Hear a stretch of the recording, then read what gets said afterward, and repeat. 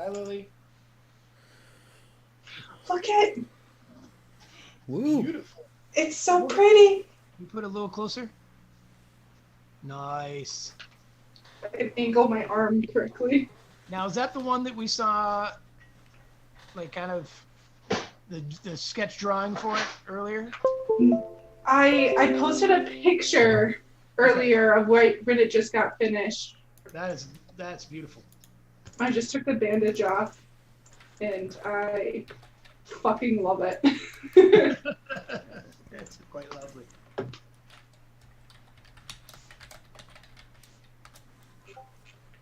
It was so cool too because I gave him the idea that I wanted, and then I didn't see it until today. I had no idea what he actually drew up. I had no idea how it was going to be colored.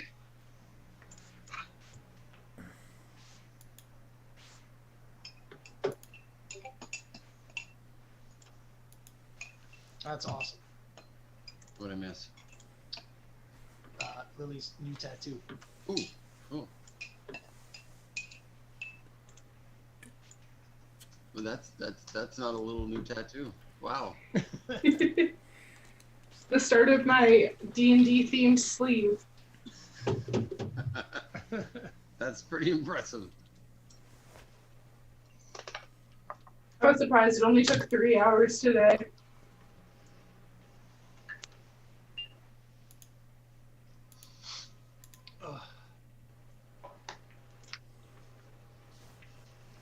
Oh, can you guys hear me okay? Yep. Okay. I moved further away from the mic than I normally am. Sound good?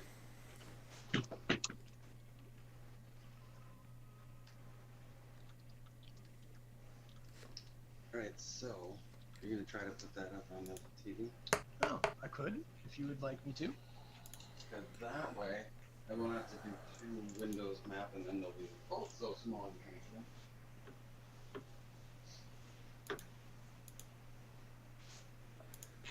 I can figure it out. There we go. Merit skills should be able to do this. I would. Let's see, I don't have a You're not shield. exactly sure the point of doing it, but So, That way, otherwise I'd have to have 2 windows open on mine and it, two-handed. or you can do one, like you're the game board and. Oh, alright, then we don't need to. other Still, than the fun of it, Yeah.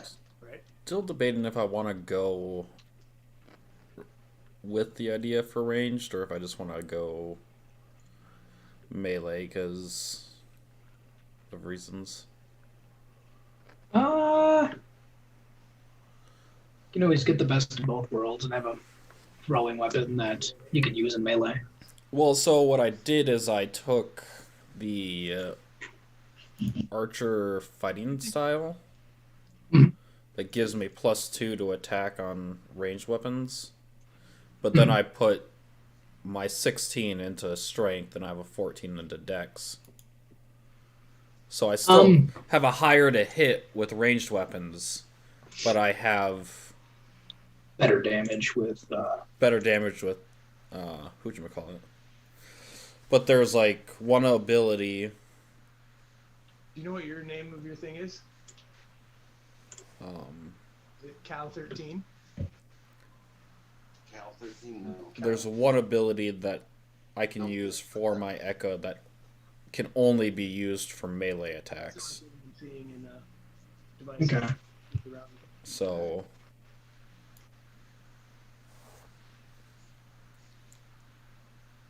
but I also have a innate melee attack, like I have a charge attack. Or Right. a hoof attack? Hoof attack. So I could just do that, but Freak out whoever's at Cal 13 though. What did you plan your melee weapon to be? currently I have a quarterstaff. Your device is And I have like 6 javelins. mirror with the. It's enabled. So I was gonna say if you end up getting like, I don't know, if you want to use throwing weapons to apply your strength, then either I could allow the ranged weapon thing to apply to thrown weapons too. I can only airplay certain things around. Yeah, didn't work. We'll keep it on. I'll fiddle with it. Let me That's- tinker with something because I don't remember how some things work. I think dueling. Does dueling apply to throwing a weapon? Throwing a. I think.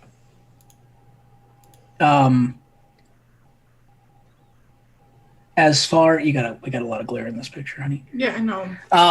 As far as official rules, I don't think it does, but for me, I'll allow it.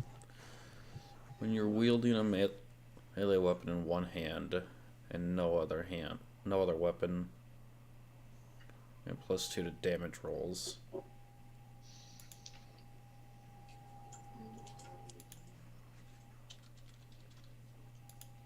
I think I'll do that. I'll switch the fighting style to dueling.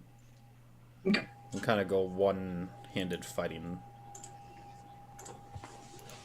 Go sword and board or javelin and board in this case.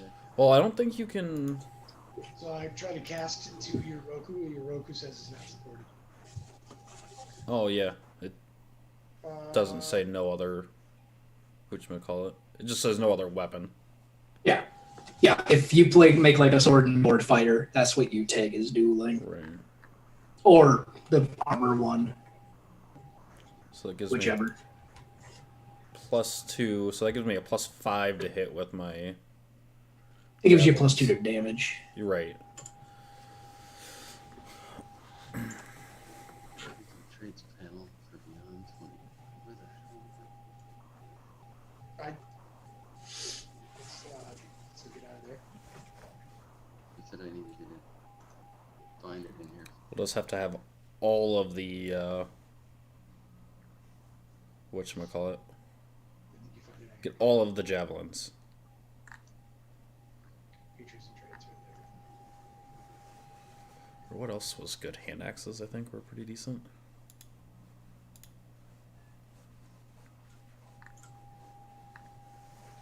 So I think it's got you as if you've already done things, So then I'm gonna switch this. like uncheck those. I'm gonna switch my versatile to one-handed on beyond 20, I can't cast you. so I can use the quarterstaff single-handed for the dueling Who's it found? if I need to. Right. First one. But I wonder if I go to settings. But Echo has a higher AC than I do. Remote, and That's great. You say centaurs aren't restricted by armor, are they? No, I didn't think so. I think I just chose light armor. What am I wearing? Want to be a little sneaky? Yeah. Well, the idea was originally going for a ranged fighter style. Oh, you can always do a range fighter style in full plate. Right. The only thing that full armor really restricts you from is Well, just being stealthy. And Well- you're half horse anyway. I don't know how stealthy a horse can be.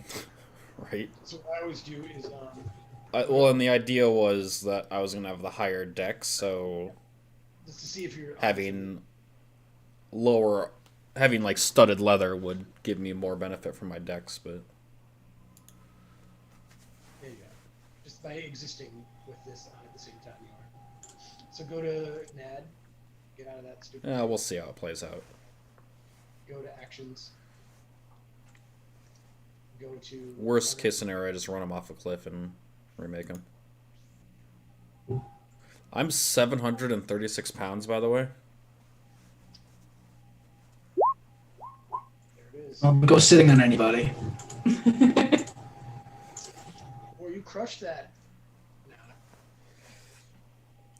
Oddly enough, like I feel like centaurs should be taller than they are, but my centaur is only 6'8".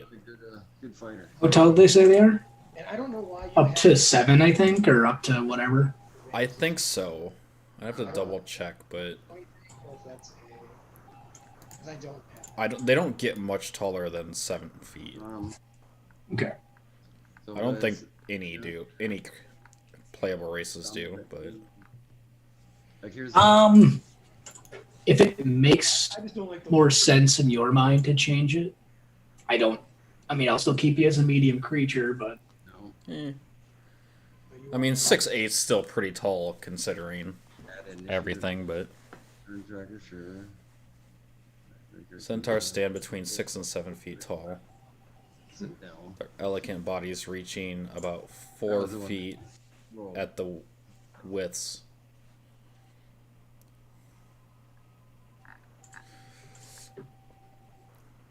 I still think my favorite thing about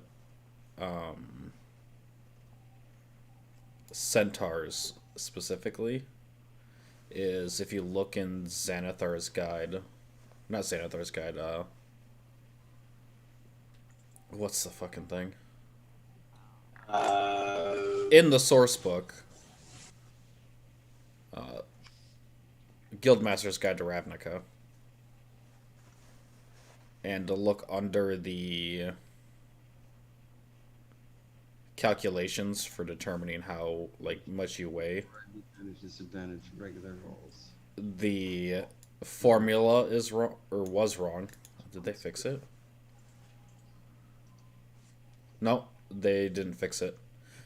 So the math is wrong. So it's typically when you figure out your weight, it's height modifier times weight modifier plus base weight. But the way their math is They hit something for 0. is base weight plus height modifier times weight modifier. I have. So you can end up being like several thousand pounds. Look at my unarmed strike one. what's wrong with that? I mean, Bad. the difference between the max weight is like 13,000 pounds. My unarmed strike. Fair enough. My job is to prevent damage, not do it. Yeah, Dan doesn't make optimal characters. He's, It's half the fun. he's kind of an ass cooker in our family game. Yeah. I don't believe it. How much is this con score? It's a bad one. I tried to make a ranger librarian, and all I do is shoot things. Blasphemy. Poor Dan. I know. Go ahead. I'll stick you on the mission. Next.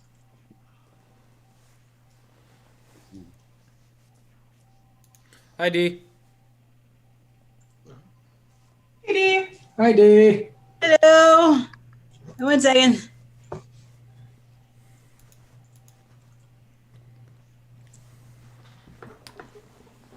Talk amongst yourselves. Hi, D. I gotta change my thing. Now it's Hey. awkward. Well, dang it.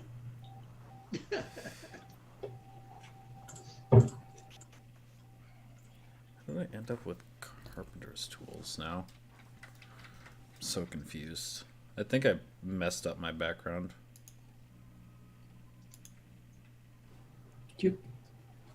You've had months, man. Well, There you go. I don't know why I have carpenter's tool proficiency unless I did that by mistake. How dare you? You knew this was a carpenter-centric game. Well, so I took you up on the your option to be proficient with cartographer's tools, Mhm. and for some reason I have carpenter's tools proficiency, and I shouldn't have that. I don't think.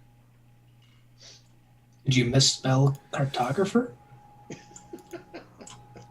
I think I added it as an additional proficiency by accident when I was trying to.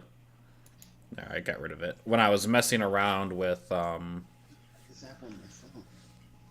adjusting the proficiencies, but I need more help. you can't. If only there was someone to on D&D Beyond, you can't remove proficiencies given to you from another source. You can add free ones, Another tea bag?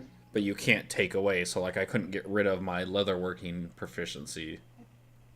So I had to create a custom background to give me, to basically copy the background that I was going for, but give me the proper tool. Gotcha.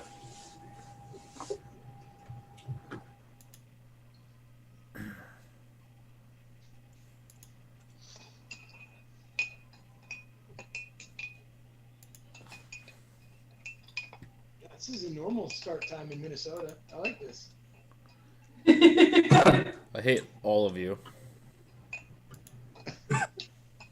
Jeez. Are you not in Minnesota?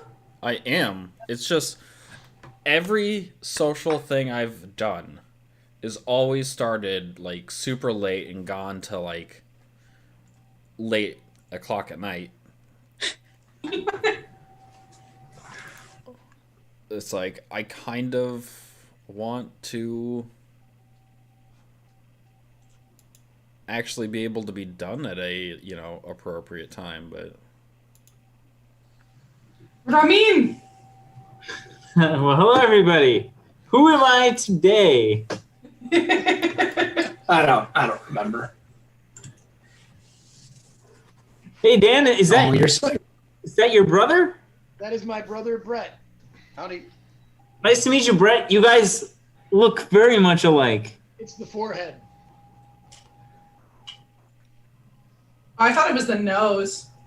I say that's a lot more than just the forehead. Mhm. You guys look so much alike. All right, who am I now? I am. That's the weird thing. So.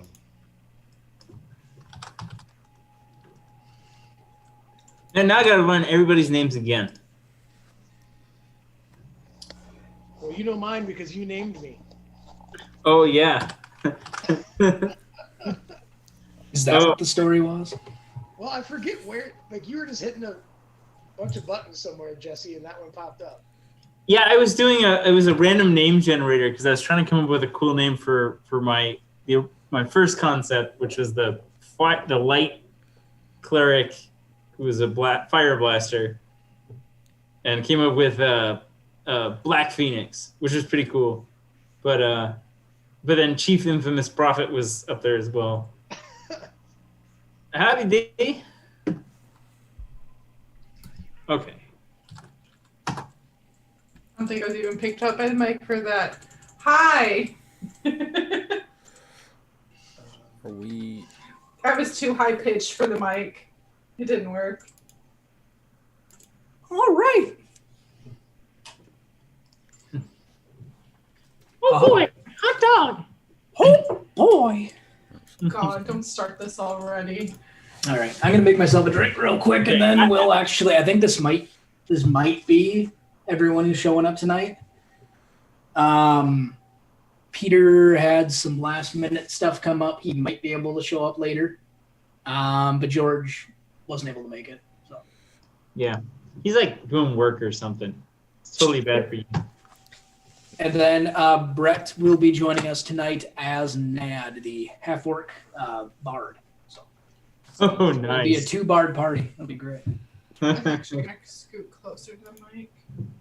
Be a duet. Only real drawback is the horrible stage fright. But Oh, That's all. All right. he had one too many bad performances, huh?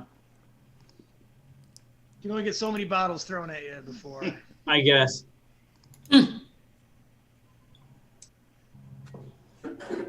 Okay, I guess I don't have a physical character sheet for this only guy. performer who flinches when he performs.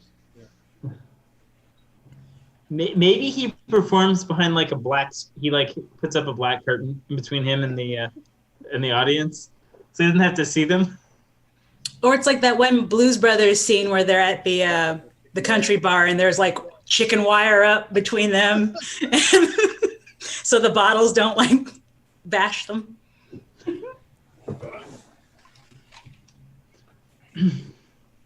He's got a portable cage.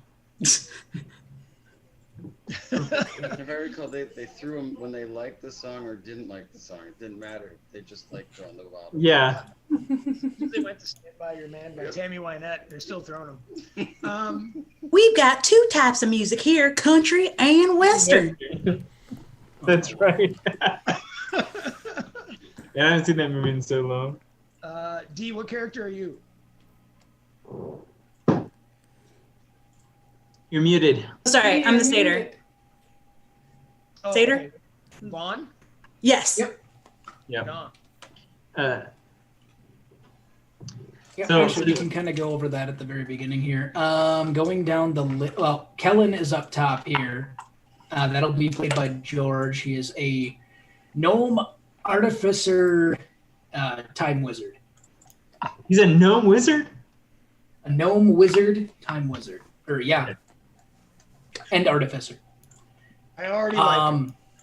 When Peter shows up, he'll be playing a long death halfling monk. So Oh no. We're little team punchies. small fries. We're team small fries. Only 3 out of the 7. Oh, jeez. Yeah, have And it. then, in order from left to right, we have Lily playing Biet, the elf sorcerer. We have Jesse playing Cyric, the human druid, land druid, Yep. right? Yep. Then we have Weave playing, is it Zenless? Yeah. All right, Zenless, the Echo Fighter Centaur. Oh yeah. Nice. We've got Dee playing Vaughn, the Satyr Bard of Valor. Cool. And we have Dan playing Chief Infamous Prophet. And he is a Horizon Walker Halfling Ranger, right? Yep. That's right. That only wants to cook. Yeah. And then we have Brett playing Nad, the half-orc Bard of Lore. I believe he went Lore, right? So he's Radnad, right? The name generator, no kidding, gave me Nad Tosties. Oh my god. Why not? Why not? I couldn't say no to that. That's Nice. Yeah, I can't say no to that. Okay, so scooting you over to the map page, because I made a map page. Woo. I'm all fancy like that. I will ping you guys to your current location, Ooh, fancy. which is Falnor, which is a township in the Scorched Plains. The Scorched Plains is a part of the kingdom of New Maroc, which is a dwarven kingdom. The new just means it's just an extension of the Maroc kingdom. Okay. I feel like this might deserve actual note taking. We'll see how well that goes for me. That is the thing I can also do. It's true. So when you say dwarf kingdom, is this a place like where only dwarves live, or where it's just predominantly dwarves? Oh, so I'll use a fancy little one here. Using my fancy drawing tool here. So. That was a little too messy. There we go. So over here Oh, in the Ora Mountains is where the Maroc Kingdom would be. oh, okay, okay. And then due to a war that had broke out about 200 years ago, the Scorched Plains, I guess I'll use this tool. The Scorched Plains was given to the Maroc Kingdom by the Black Mare Kingdom, which is the human kingdom located in the Echo Grasslands, which are all down here. Okay. So That's the no Echo relation Grasslands to- and the Scorched Plains were once ruled by humans, and then due to a war, as part of a treaty for the dwarves helping the dwarves were given the Scorched Plains. Okay. And then the gnomes of the area reside in Bartharod, which are the Hold on, mountains you're over going here. too fast. Scorched Plains. No. Okay. Where? To the west? Which Or part are you at? Where are the gnomes? The gnomes are in Bartharod, Yeah, to the west. and they had also assisted the Black Mare Kingdom in this war, but they were just simply given tariffs for really indefinite time. They just basically have a gnome tax in Black Mare. This war was very important. Basically, there was a red dragon, and a lot of you, anyone from the area would know of this story. There was a red dragon that had rallied a bunch of orcs and hobgoblins from. Oh, Peter will be here. Sweet, he'll be here in 15. There's a bunch of orcs and hobgoblins. Basically, there's a bunch of tribes up here in the Adesica Badlands. Okay. And this red dragon basically rallied them all together and said, let's take these other effers out. And they went after Northern Black Mare. And Black Mare was very much losing the battle. All of the tribes actually had better numbers than the Black Marian Kingdom. It was actually a gold dragon that had persuaded the king to make a deal with the dwarves and the gnomes. Otherwise, this whole area might actually be plagued by orc and goblin tribes. What was the red dragon named? That has been relatively lost to history. You'd have to actually be a bit of a history buff to know that specifically, as well as the gold dragon. Okay. They're simply known as, like, when you're talking, like when songs are sung about them, they're simply known as the red and the gold. So yep, that's a little bit of a history lesson in Dragonclaw Peninsula, which is everything on the map here. The one area that wasn't really brought up much is the known as the Primal Lands, which is everything up here in the northwest, which is actually where Jesse's character is from. Yep. They are very inhospitable. The Valley of Fire is literally like a very small desert that has sporadic fire show up. That's lovely. Yeah, it's great. The shifting cliffs are constantly shifting, hence the shifting cliffs. The Sea of Cyclones is usually very, very hostile with hurricanes, cyclones, rainstorms, that sort of deal. And then the Windy Veld is full of wind. So we've got the whole spectrum of avatar elements here.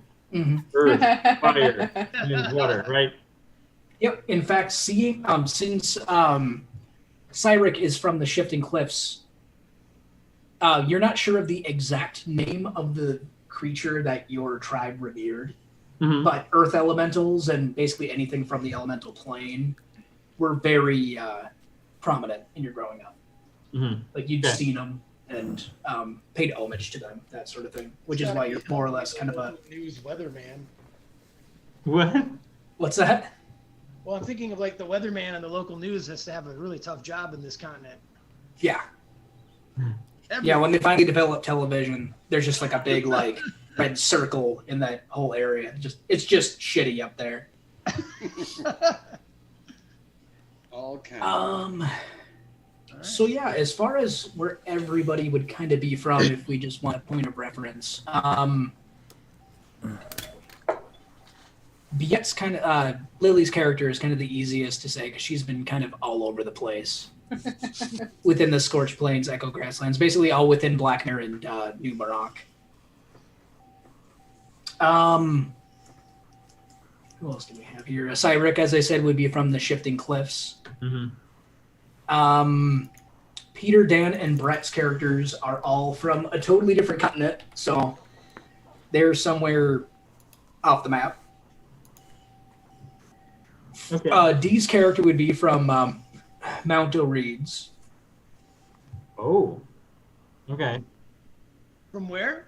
Up here. Far north. Way up in the north there. Oh, okay. Mount O'Reeds, from what little people know of it, is that it's basically kind of like Fey Mountain.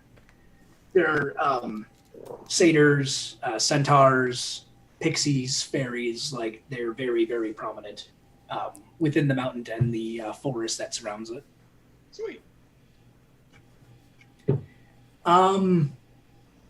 Yeah, and then Weave's character is from an entirely different plane. We don't need to get into that. But And I think that's everybody, actually. Oh, and then George's character would be from Barthrod, okay. from the gnome capital. Or rather, the way that the gnome nation works is they're literally just one huge city that is just surrounded by a bunch of small towns. So Lumgren would be where a lot of gnomes are from. Okay. It's kind of a big, grandiose city in the mountains. So we're gathered together. Are we at the inn? Where we're meeting? Not Soreo. What's his name? You guys will be meeting somebody that no one, I guess, other than George's character has met before. Sid Erfton was on. If you look at your handouts, there should be something called Sid Erfton's proposal. Oh, yeah, I was looking at the pin stuff here. And it is literally just a flyer for some sort of an expedition. You were to meet at the Whiskered Dragon, which is an inn located in Falnor. Sid Airdron is perfect. Okay. Is that where we are opening up? Yep. One way or another, you guys have all arrived in Falnor. So we can kind of go around and see what everybody would be up to before meeting up at the tavern here. I'm just going to go back to the main page here and kind of go off of everyone in order. Ow. So, where are you going? Am I switching really quick? I Oh, have my okay. earbud Well, then I'm in. going to skip it. What would Cyric be up to within the city of Falnor? New Maroc, as a nation as a whole, is very much a big blend of dwarves, humans, and gnomes, as well as other miscellaneous races. When the dwarves took over, they basically looked at all the farmers and said, "We're not going to kick you out of your homes, but you just have to pledge allegiance to us, pay us taxes, and you can keep your farm, keep your lands." Okay. And a lot of people stayed. I think this is probably going to be my first trip to the city.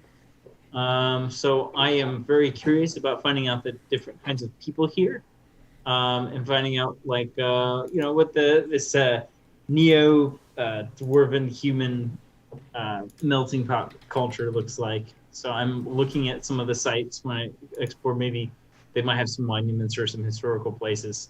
I'm very curious to look at everything and talk to people and find out about them. Okay. As you walk into town, and everyone else would be aware of this too, you guys are actually in the middle of a festival, which is partially why I brought up that gold dragon before.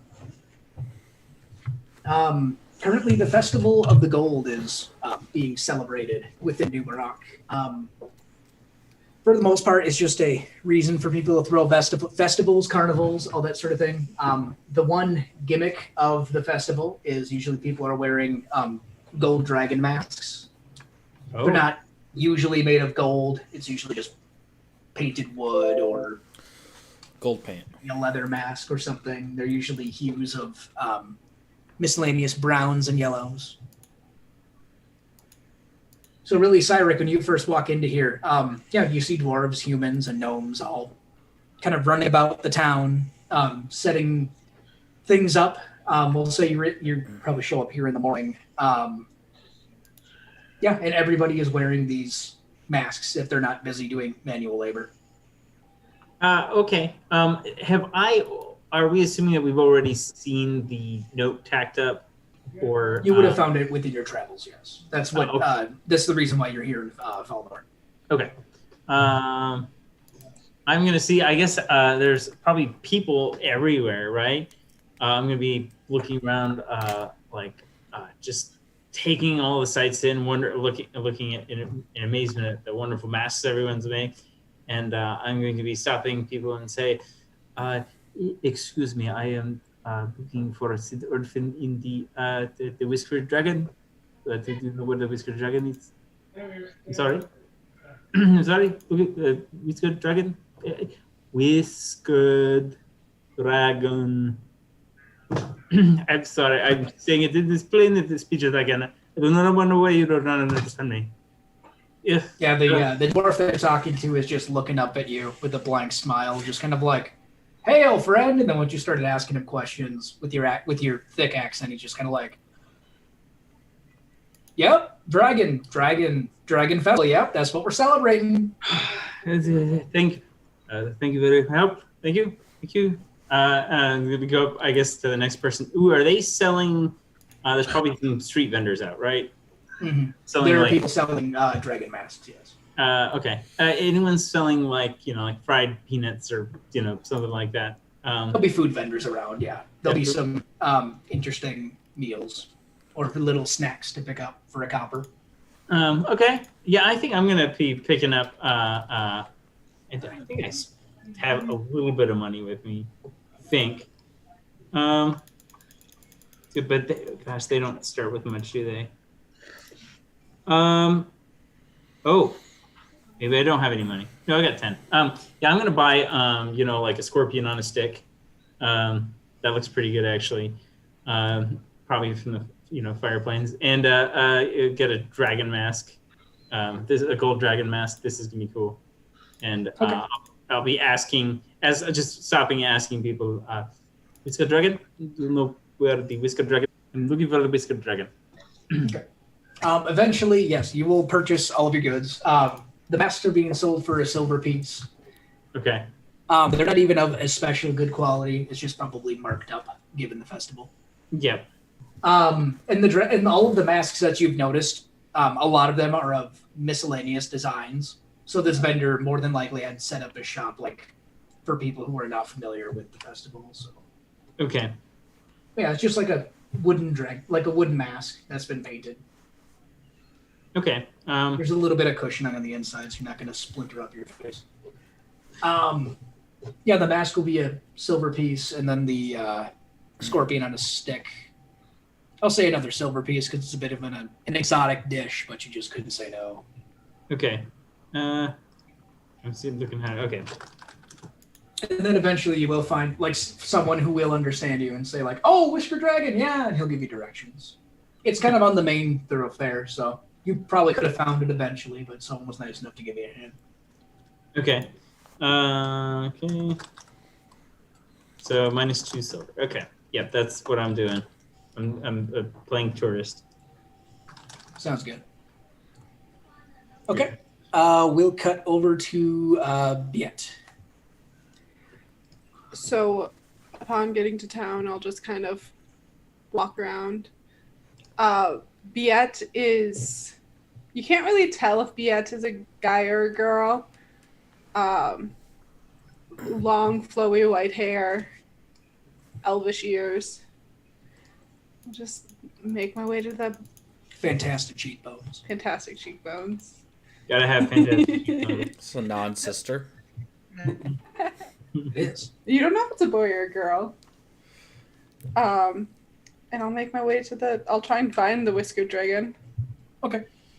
Yeah, if you don't stop anywhere or really talk to anybody, yeah, it's on the main thoroughfare, so you should be able to find it pretty Okay, easily. I'll head there and buy myself a drink. Okay.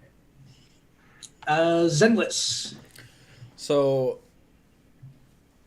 Zenless doesn't really come into town with a purpose. He's actually following a dark gray version of himself that is walking about 15 feet in front of him, and he is just following that to see where it goes, which will wander around town and kind of go towards the festival, and it'll stop at a stall for a few minutes and act like it's interacting with the stall member, probably just confusing him more than anything. And then walk off, and I will just trail it, and that'll pretty much take me to the inn eventually. But like, I'm not interacting with people, I'm just watching this like shadowy duplicate of myself walk through the town and interact with people and trying to figure out what it's doing. Okay. And you're the only one that can see this shadowy figure, I take it? No, I'm pretty sure everyone can see it. All right. Really spooky. So it's super confusing. Yeah, needless to say, yeah, we've just having a centaur in town would no one's really afraid of a centaur necessarily. They're not known for being horrifically violent or savage or anything, but you're definitely an oddity. Yeah, the townsfolk are kind of like look, and then seeing your shadowy figure is more or less what everyone's kind of freaking out about. No one's like outright attacking you, and a lot of the township is afraid of what's going on, but the guards are watching you pretty close. They're seeing that you're not doing any harm. So luckily, they'll leave you be, but you can definitely tell there's all eyes on you, which is probably good that you're not going to walk around and socialize. Yeah, no. I'm more concerned about this shadowy image that looks exactly like me than I am everyone else, so I'm probably just as curious about it as the guards are. So, and eventually, lean over to a guard. Do you know that guy? Every so often, it disappears and then reappears, just like a couple, like 15 or so feet away from where it was standing. Mm-hmm. And yeah, I eventually make it to the tavern, but probably last. Gotcha. That leads us over to Vaughn. Where's Vaughn up to? You're also muted. I believe she is probably trying to finish up whatever orders she had, because she's going to be closing up for who knows how long. So she's kind of just hurriedly just like finishing up like orders and then probably just like hurriedly just grabbing stuff, because she doesn't want to be late. Even though there's no time on there, she feels that she's going to be late. So she just grabs everything, like freaking slaps a freaking note up on the door that says, "Gone to lunch. Be back in a month." And and starts just kind of, because she's been there for a while, so she probably knows the streets and the area pretty well. If her shop's in Falnor, you've probably drank at the Whiskered Dragon many a time. The owner, who's a dragonborn named Warson, he's very particular. He welcomes everybody into there, and even though you're a satyr and you've lived here for a while, there's a little bit of xenophobia with satyrs. Sure. So Warson's been a very welcome face. Okay, so I'm going to, even though I'm in a rush, I'm going to still like take my time when I see all like the festivities and stuff, and just kind of, for maybe longer than I would like, be like kind of wrapped up in a little bit of nostalgia. And then sorry, I just noticed Nad's picture. He's beautiful.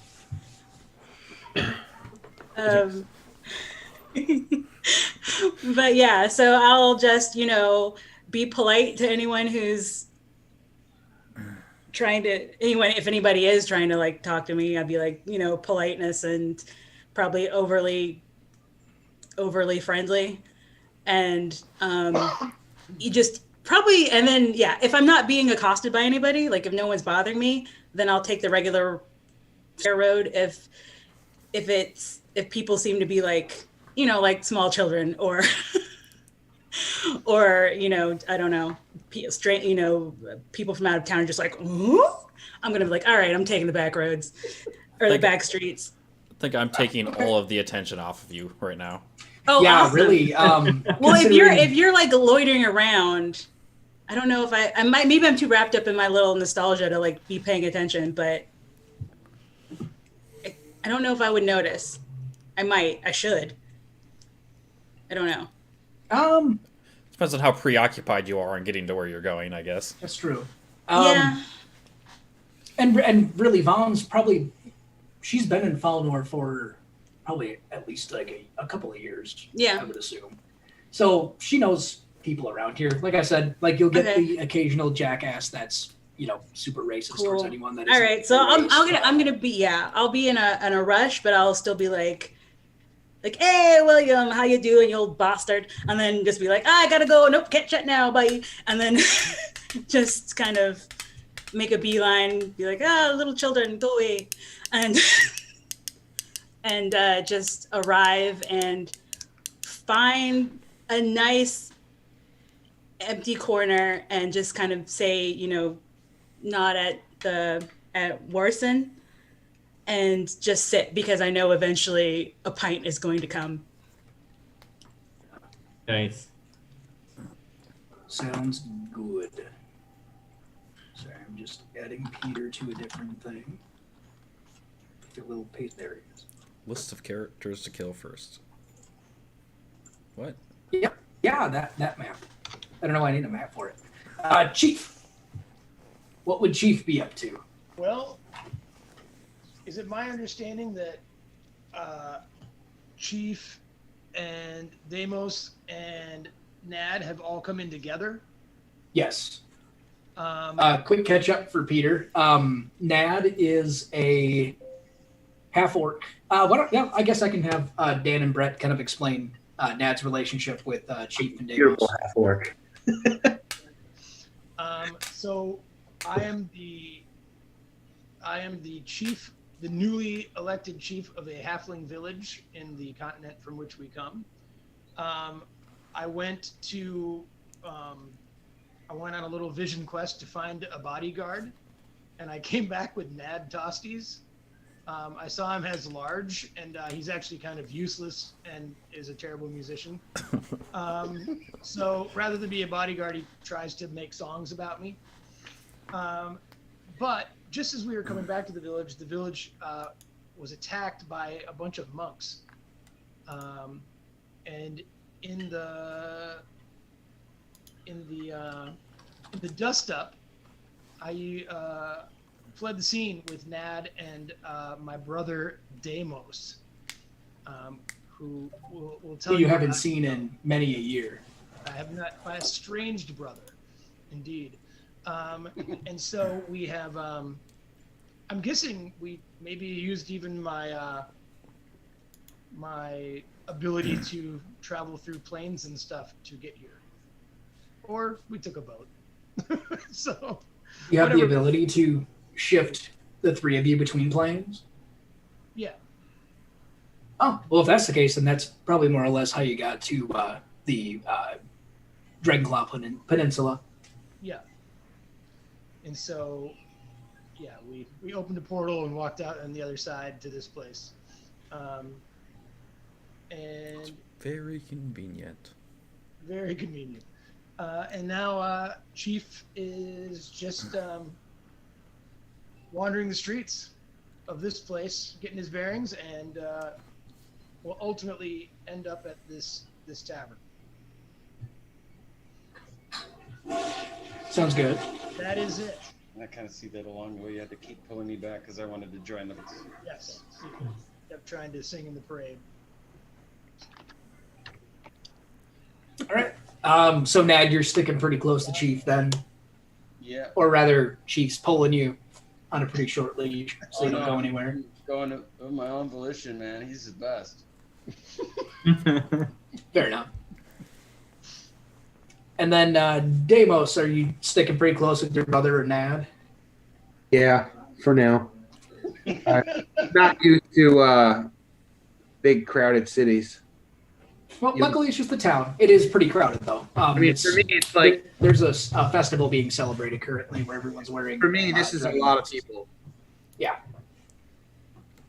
especially where you spent your formidable years. Yes. Okay. So everybody will be there, except for George. Poor George. God damn it, George. Okay, so I have moved us over to the Whispered Dragon. You all are down here. So you guys can kind of move your tokens wherever they might be within the bar. I can't move mine. Okay. I don't know. I'm thinking.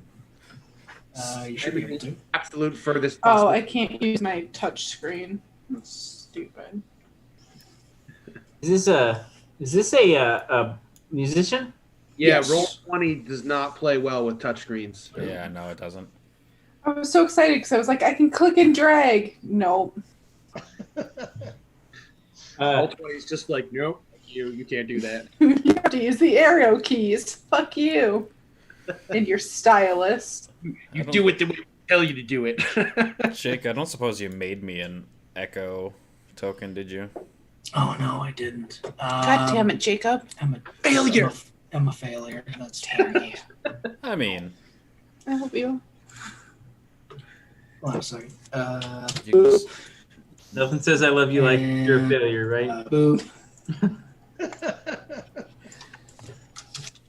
perfect. Good enough for now. There we go. Yeah, I'll make a proper one later. I'm gonna come up to this guy. I'm gonna be eyeballing the little small people here, just grinning ear to ear, and I'm gonna walk up to this guy. Excuse me, kind sir. I'm looking for a steer fin. I'm sorry, sir. A Sid Earthin. I'm looking for a Sid Earthin. A Sitterfin. I'm not familiar, my good friend. Would you like? Is that a? I can play you a song. Would you like a song? Yes, song is fine. Yes. Very well. So his name is Bradley. Bradley begins to play his lute. And he begins to play a tale about the, if you look in your handouts, oh no, I haven't put it out there yet. Show to players. He sings a lovely tale about the war that had happened many moons ago and what this festival is all about. I was going to sing it. I'm not going to sing it tonight. Sorry. Dang it. Sorry. I didn't have music ready for it or anything like that. Otherwise, I probably would have. You can always use it as the background music for another one. Basically, it's in the tune of Green Sleeves, so you really just have to Oh, I see. That means imagine it in 3/4 time signature. But yeah, it's basically just about the war, how Black Mare had gotten assistance, and how they had fought the bad guys back, and at the end, there's a toast to the Alliance of Dragonclaw, which is what was dubbed the Three Nations and the Golden Dragon all forming together. Okay, it's a wonderful tune. I guess I'm gonna kind of go up to the bartender and hopefully he'll understand me. Biette is flirting hard with the bartender.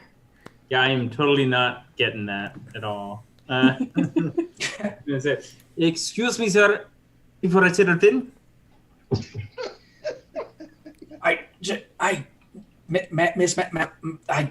Sid? Biette, right? Biette. Biette. Just give me a quick second. Yes, sir. Yes. What do you need? For a serotin? A seed theme. You looking for Sid? Little gnome guy? Yes, looking for Sid. Yes. Oh, me too. Oh, Sid. yeah. Oh, you're looking for Sid. Oh, it sounded like you were looking for something else. I mean, yes. I mean, I can offer you a nice glass of elven wine. I do have a bottle in the bag. Sid would do. Oh, well, Sid isn't here. Actually, he left in a rush not that long ago. Couldn't tell you where he went though. You seem pretty upset. Guess we wait. Would you like a snack? To be at. Like, would you like a snack? Get one of the claws. Crunch, crunch, crunch. Repeat. I think he wants to give you some Would you food. like a snack? I'll take some of that wine. All right, fair enough. And he looks around underneath of the bar, and he eventually finds one. Oh yeah, that's Elvin, I think. Yeah. Well, this is what you want. Here you go. Pops it on the. Do you know when Sid will be back? Do you know when Sid will be back? No, I don't. He left pretty quick. He was like I said, he seemed pretty distressed, and he just kind of left. I couldn't even get a word out of him. He just ran from his room. First person who can understand me, and Sid is gone. His room is here?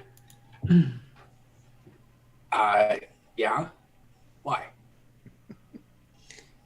He will eventually have to come back. Yeah. He's paid like a week's worth of stay, so yeah, I'm not worried about it. Why? I'm trying to determine how long I'll have to be here. I don't know. I would assume he might come back a little bit later. Enough time to get drunk. If you wish to purchase the entirety of the bottle, it'll be a gold piece. Oh, for sure. All right.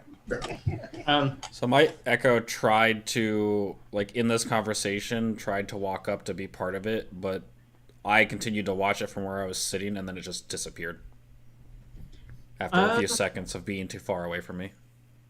And I just, like, nod and, like, seem lost in thought about it. He said, sir. Yeah. Have something to drink. Goes with Scorpion. He's dead. Goes with Scorpion. I did just buy a bottle of wine. Yeah, You're wine will both go waiting for perfect with Sid? Scorpion. Sure. Sure, I'll take with Caesar. Do you want? Do you Pulls want out some of another that bottle? glass and sets it there. I mean, you pay for the whole bottle, so Oh. Well, I can see if I got another one, but the other one I could think of looks a little more gnomish than Elvin. I did. Chief will turn to Nad. Nad, the 3 pints are that way. And I've got my lute on my back. It's missing a couple strings. It's like not my main instrument. I'm a drummer, and like if there's a flat surface, I'm always doing that. And Nad, 3 pints, please. That, yep, got it, on it. So I go up to the bar and hey, I like 3 pints of what do you want? Beer, Nad. 3 pints of beer. On it, sir. And he'll go over to a big old keg that's sitting up in a stand, and he'll pour out 3 glasses for you. They're about a copper each. I throw down a 4 copper and say, keep the change. Generous, thank you. Yeah, big tipper. Probably my money. And I wink too. I'll give you a wink back. Brother! What? I can't drink beer. Oh, Nad will probably drink all 3 of them. He just likes watching Dad drink. It's really awkward. Trust me, he's a better musician after a few. After you've drunk a few, or after he has? Both. Call him A, call him B. But, Deimos, there is no one here to judge you now, should you wish to imbibe. But what will happen? Feel very good in your fingertips. I don't need that help. Just try it, brother. Please, try it. Well, I suppose I'm not a member of the Order anymore. They can't stop me. Ching ching. Fuck 'em. That's right. Fuck them, brother. That's why I like Chief, man. He tells it like it is. So I'll slide a pint over to Deimos. Good luck, brother. Oh yeah, he is a halfling. This is a lie. It comes in pints? Yes. All right. I know that joke. So yeah, you and I are both like this, Peter. I'm actually considerably shorter than you, so I'm just kind of underneath it, kind of pouring it into my face. The waitress will walk over and place a relatively long straw for Deimos.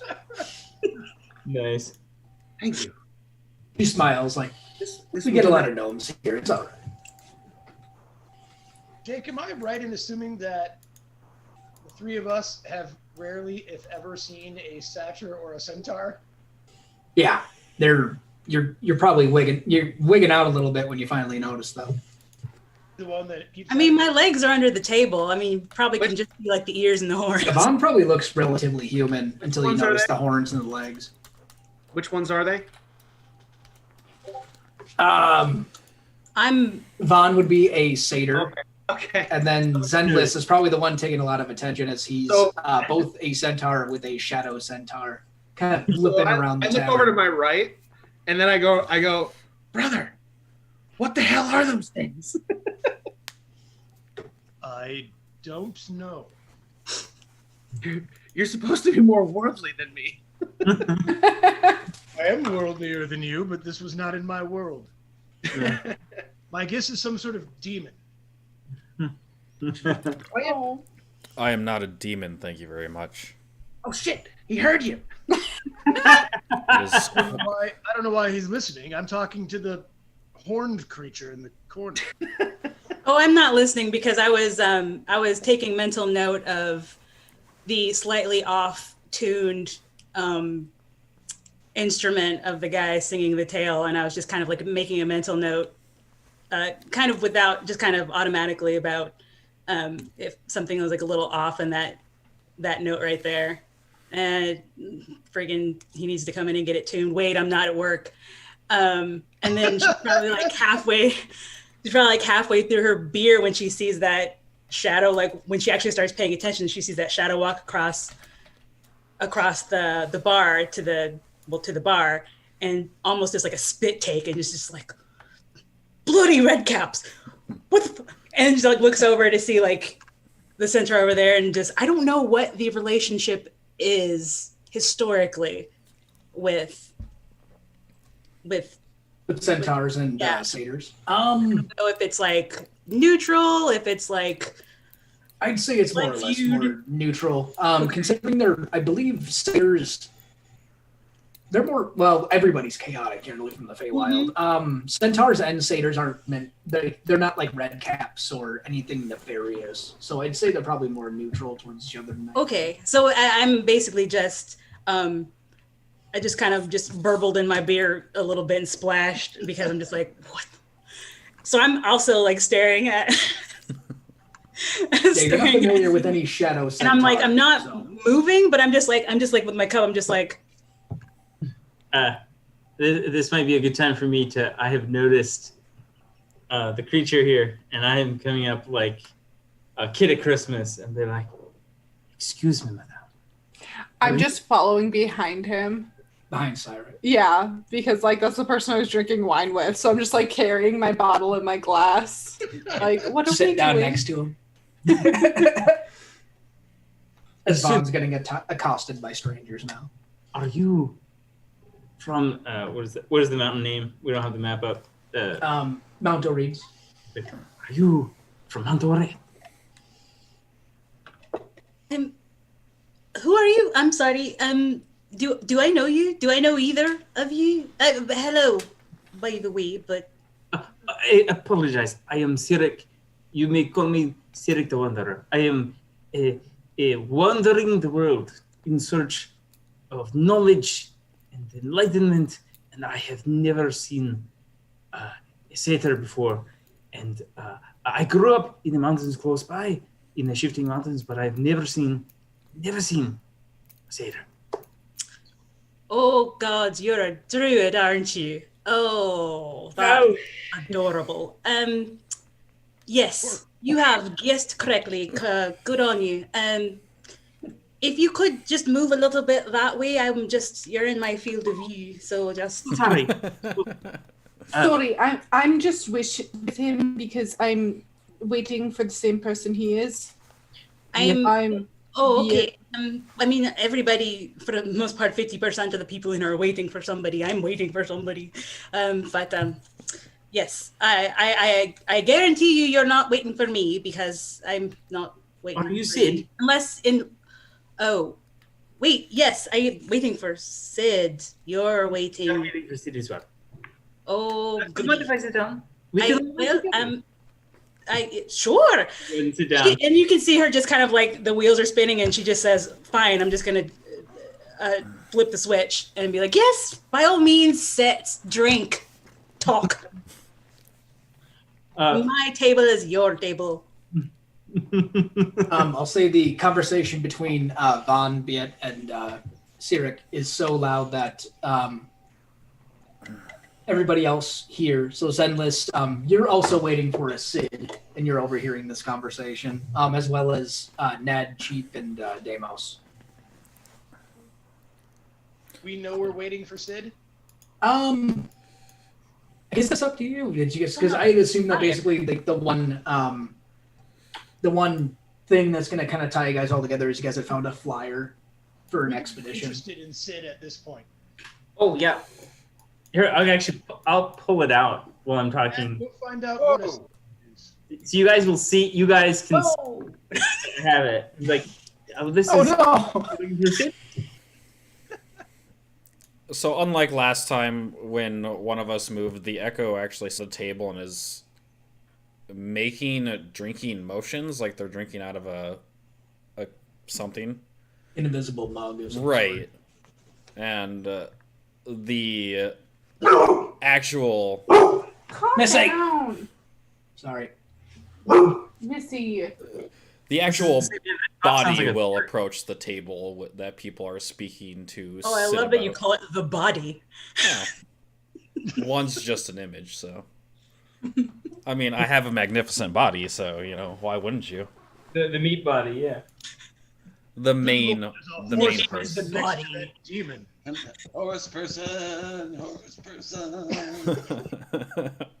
What rhymes with horse person? I heard you overheard you speaking about a Sid waiting for him. Yes, we are waiting for Sid. Sidrupin? This is like waiting for Godot, isn't it?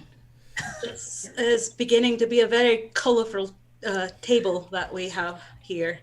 We are Hello. waiting for Sid. Would you like a seat? Bring your friend. Are you waiting for Fred? Seed as well? I saw the flyer needing people. I'm Beat. And Zenelise. you? And I am Sirik, you may call me Sirik the Wanderer. I will try to remember your names. So sometimes these four names are very difficult to understand. They're very difficult to pronounce. Zenelise and do you have a speaking problem? You don't sound right. Forgive me. I was born in the mountains, and I have a bit of an accent. Sometimes it's very difficult to understand me. I apologize. They are I will troubled type. try to speak. Yeah, I'm just like, I go, he's a druid. I was a druid, yes. You're not anymore? Things will get a little complicated. I will just say I'm still a druid. I'm not in my druid lands, of course, but I am wandering the lands in seek of knowledge. Well, I wander the lands and seek of experience.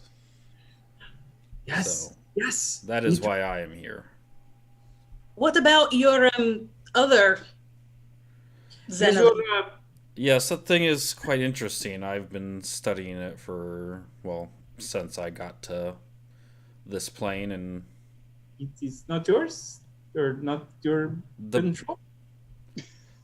No, I do not control it. It does what it wants. The best I can tell is it's a different version or an alternate version of myself. I motioned the bartender to. I motioned the whatever the lady to be like extra. Need more beer. Yeah, Penelope, she's the common waitress here. She'll like give you a thumbs up, and she runs over to Warson, and she's just like, and he's like got like a whiskey bottle out, and he's pouring out some shots. Although I noticed So that's very interesting. draws quite the ire of attention. Yes, I can imagine. Then at least if you really want to seek experience, something you really need to experience is Scorpion on a Stick. It's delightful. No. Surprising way. You should try it. Vaughn, did you tell us your name, dear? No. I don't remember. Okay. I was gonna be like, if you need more, I have a bottle. No, I didn't offer my name. I was. Oh, you mean more drink? No, she should be here presently with more alcohol, since we were talking about how we all know the same person, since we seem to be getting very familiar with each other as strangers. What about the Sid character? Where is this the whole party? According to the bartender, he ran off in a tizzy. The what? Between the two of you, I'm having a real hard time. According to the bartender, Sid ran off in mad. Well, I can hear you fine. Like, you can keep up the tempo. It's just the rest of it. But yes, okay, so he'll be here. I got you. Brilliant. At that point, Penelope will get up to the table and she'll be like, "All right, guys, here you go." And she slides, she'll slide over a bottle of whiskey with about 4 shots. I hold up 4 shot glasses. I hold up another finger. I'm like, I would like another one, please. Oh. She looks over at Warson. Warson pulls out this double shooter shot glass made of tin. He throws it over. Penelope catches it, puts it on the table. Warson gives Vaughn a thumbs up. He's seen her in this. You know, she needs a double shot glass every once in a while. How common are half-orcs in this setting? Half-orcs? Not terribly common. You see them, but yeah. There's still a bit of animosity from the war 200 years ago. Yeah, I have no knowledge of such things. I actually think I can't help but see the big. Is he green? Green as hell. I'm actually going to say, because Nat is from a different continent, I'm going to say the orcs from Dragonclaw are a little more, like a different hue. They're probably more of like a dark green, whereas Nad's more of like a lighter green, which probably doesn't matter much, but you know. Yeah, it might be distinctive. Cedric's going to see him, and he's also going to be like, "Excuse me, but are you a half-orc? I've never seen a half-orc in the person. I'm very excited to meet you. I am Cedric, you are the Wanderer. What is your name, friend?" I'm Nad. Very good name. The best thing about the name? Nad. Very easy. Very easy.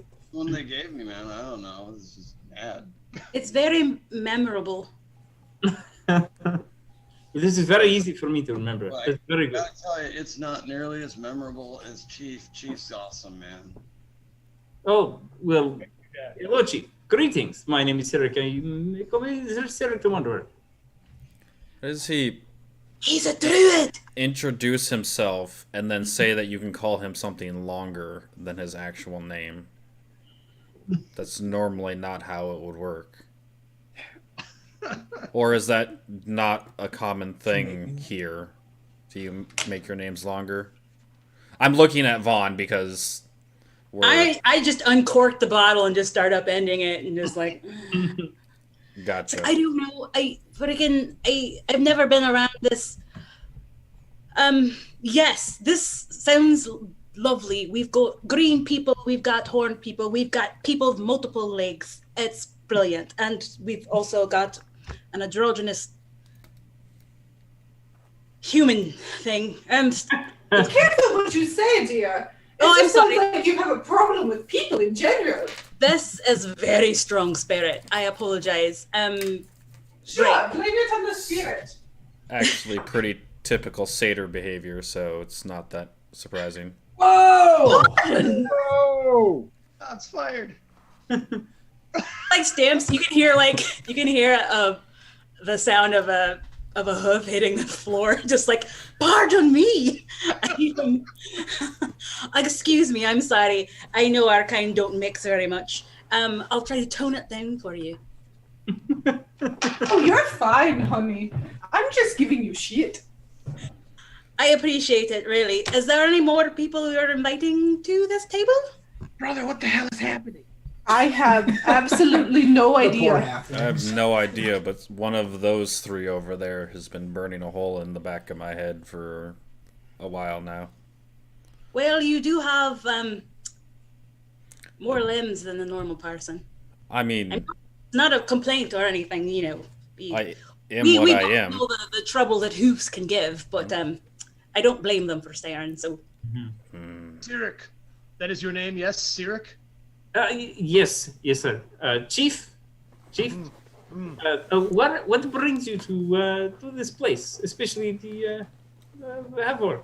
A question for you first. What is a Sid? You keep talking about this Sid. Oh, yes, that is what I was going to ask you. I come down from the mountains, and I see a flyer. Your Paul the flyer is like, he says to seek out Sid in the tavern, and so I ask all around town. No one can understand me. I did get this nice mask, but and the scorpion on a stick, which you should try. And then I come here, and there are lots of people waiting for Sid. I totally understood the part where you said "don't understand you." Sorry, I'm still getting to this. Can I see that flyer, Sirik? Oh yeah. Here you go. I see. Sid is a person. Nice. Excellent. Brother, what do you make of this? I hand it to Deimos. What? I'm sorry. What is this? I was distracted. This is the flyer. I have that Sirik effect on people. If you look in your handouts, Peter, there should be a thing called Sid Erfden's proposal. Let me take a look at this. Oh, charisma. Okay. Work. Engineer. We're weighing in real time. is he a slow reader? Apparently.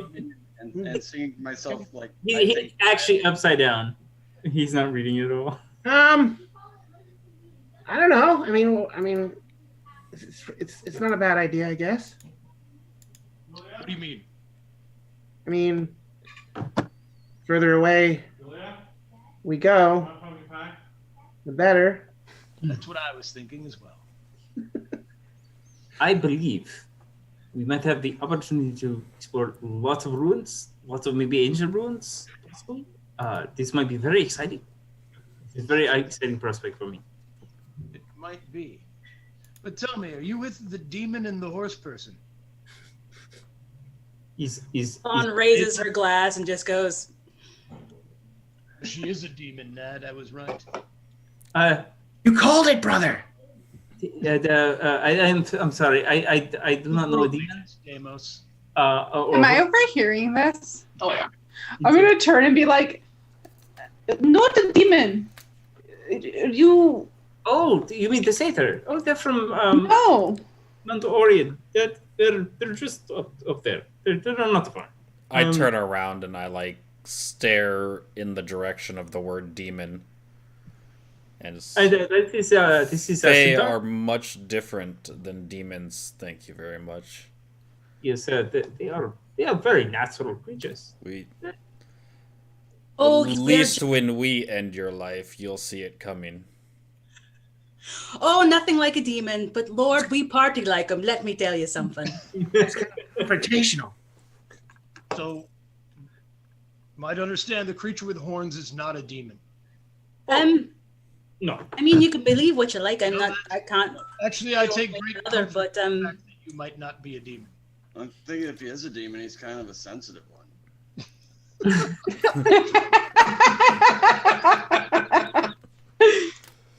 True, Nad. Not to be true. Sweet as honey. Well, this is a brilliant conversation. I'm just going to go right back over there up to the bar and inquire further about our common goals to someone who might actually have answers. So I'll be right back. The person that I gave my information to you from was from the bartender. Warson. Yes. Oh dear. Well, I guess I have to stay here, Van. I mean, if you want to go get rounds with me, we can go get more rounds. I look at like the plethora of drinks that I have already just kind of like ordered out of anxiety. And yeah, she didn't order like a whole whiskey bottle. Yeah, and I'm just gonna be like, you know what? Yeah, because the conversation is turning, and I'm like, yes, oh yes, let's by all means, I'll follow you. So let's get more drinks. And any of you want drinks? Oh, that's too bad. I'm all the way on my way. Is anyone in the tavern paying? This is gonna be a dumb question for me, but extra special attention to us at the mention of Sid's name? The thing is that every local here is staring at the lot of you just from all the commotion and a lot of random satyrs and random centaurs, androgynous elves, and like you guys are a very exotic crew. So definitely like all eyes are on you guys right now, except for maybe the guy down here at the bar. He's like mumbling shit into his mug and looking like a grumpus. Do I know him as a regular or? Yeah, you know him. His name is Robert. He's an asshole. He's a Robert the he's asshole. what you, yeah, he's what you would call like a Black Mare's sympathizer. In fact, he's probably grumbly because it's a festival to celebrate that war, and there are a lot of humans who believe that the kingdom was swindled out of the Scorched Plains. So there's a bit of hostilities with certain Black Mare sympathizers as well as the Black Mare kingdom as a whole. Okay. So I guess I'm just going to sidle up to the bar and be like, Warson, are you sure you don't know where the Sid character is? Oh, I love that for me. Crew being formed behind me, and I get enough attention by my own connection is unstable. She's all frozen. Like she's looking really intently at D. Mama will have to stop works. Oh. I'm sorry. Everything shuffled. Everyone's in different places now. Yeah, it's gonna make us harder to do the Brady Bunch, you know.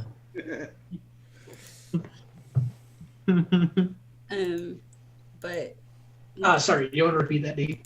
Oh, hold on, I'm not even connected yet. You'll continue until I'm actually back on. Okay. I was just telling Morrison that is he sure that he doesn't know anything else about Sid because the crew gathering behind me is strange enough and I get enough attention by myself and I'm just like, is there anyone around here who might know where he is, or did he leave a note or anything? I'm begging you. And then right as he gets you that grumbled sound of disappointment, somebody goes bursting through the doors. It is a little gnome guy. He is in very fine clothing, and he's got a very nice, very large, very waxed mustache. And he goes bursting through the doors in a very hot sweat, and he's like running right up to the bar. He hops up on a stool as best as he can, and he looks over at Warson, and he goes, "They got him! They got him!" They got who? He looks like over at Viet, just like he looks back at Warson. "They took Kellen." Warson's like, "What? What's going on? Like, all of these people are looking for you." Oh, you Sid. "Yeah, that's Sid. That's..." As he points over at the fancy gnome boy. And Sid, like, what the fuck is happening? looks even more distressed as he looks at just a big group of eyes on him, and he goes, "Yep, I'm Sid Upton, archaeologist. I need help. Are you here for the expedition?" That's the guy from the pamphlet. Yeah, it's like, Yes. are you Sid Arkin? What do you need help with? I said you'd be back. My apprentice was here. My young Kellen. Bye. Is this the job you called us here for? No, this is different. The local, known as Robert the Asshole, groans and moves away from you guys. Sid kind of goes, and he's like fiddling with his like pockets, and then he eventually pulls out this parchment, and he goes, This was left for me. And he like slides it over, or he hands it over to Yeah, just grabs it. All right, and it says, "We've got your friend. Give us the money for your expedition," and expedition is spelled incorrectly, "or he dies." Well, they're obviously stupid. They can't spell expedition right. Right, that's what I was thinking, and I asked around, and and there's like this very crudely drawn dagger on the bottom. Who took him? Apparently, it's this local group called the Black Daggers or something. I don't know. They sound like a bunch of highwaymen, basically. Where are they? This is very bad. I talked to the constables, and it sounds like they're a little bit too busy with this festival to help me. Well, I'm only here for experience. This is good enough for me. I'm going to turn I actually need your assistance. Just ask. Yes, he was supposed to be. Well, number one, he's my ward. Number two, he's supposed to be going on this expedition with you. He's my eyes and ears. You see, he's my representation for this. So, i.e., no assistant, no expedition, no money. Yes. And his eyes kind of twinkle when he realizes he's got an upper hand and he definitely needs some help. And he's like, "Yes, exactly. Yes." Where was he last seen? I had him running some errands around town, and then he never came back. Such as what errands? I was just grabbing provisions and backed provisions for this expedition. I don't care about the expedition. You asked what he was running errands for. He was running errands for the expedition. He was getting supplies. What was he getting? Food. From? And I didn't give him a specific place. We've been here a couple of days. He go? Why would he go where? Where would he go? The general store, I would assume. Where is the market? That is the lead. I got a lot do of I people have talking knowledge of if I've heard of that gang before? Talked about at all? The Black Daggers, yeah.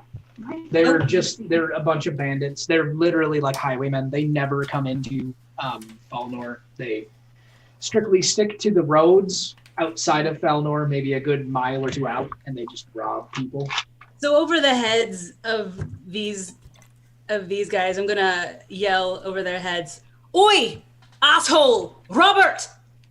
I got a question for you. Robert looks up from his mug and he goes, "What do you want? Go, girl." I will glide my way over and sit down and be like, you wouldn't happen to know anything about some local bandits kidnapping some young punk off the streets, would you big skeezer? Why would I know that? Because you're an asshole and a skeezer. Wow. I don't think I've said more than 2 words to you. No, your eyes say plenty. So I'll tell you what, since we're both going to be talking with our eyes and hopefully you with your mouth as well, and I slide over 2 silver and I keep them underneath my fingers and they're like, if you have any information, it would be profitable for you. And I can tell if you're lying because you're a skeezer. Beat is gonna kind of like slink over, trying to be quiet, to like It's not too hard given encompass all him. the rambunctiousness of the tavern. Yeah. Robert's gonna look at Vaughn's money and then look back at Vaughn and look over at Beat, who's like showed up right beside him, and he's like, I don't know anything. Like, why would you assume I would know something?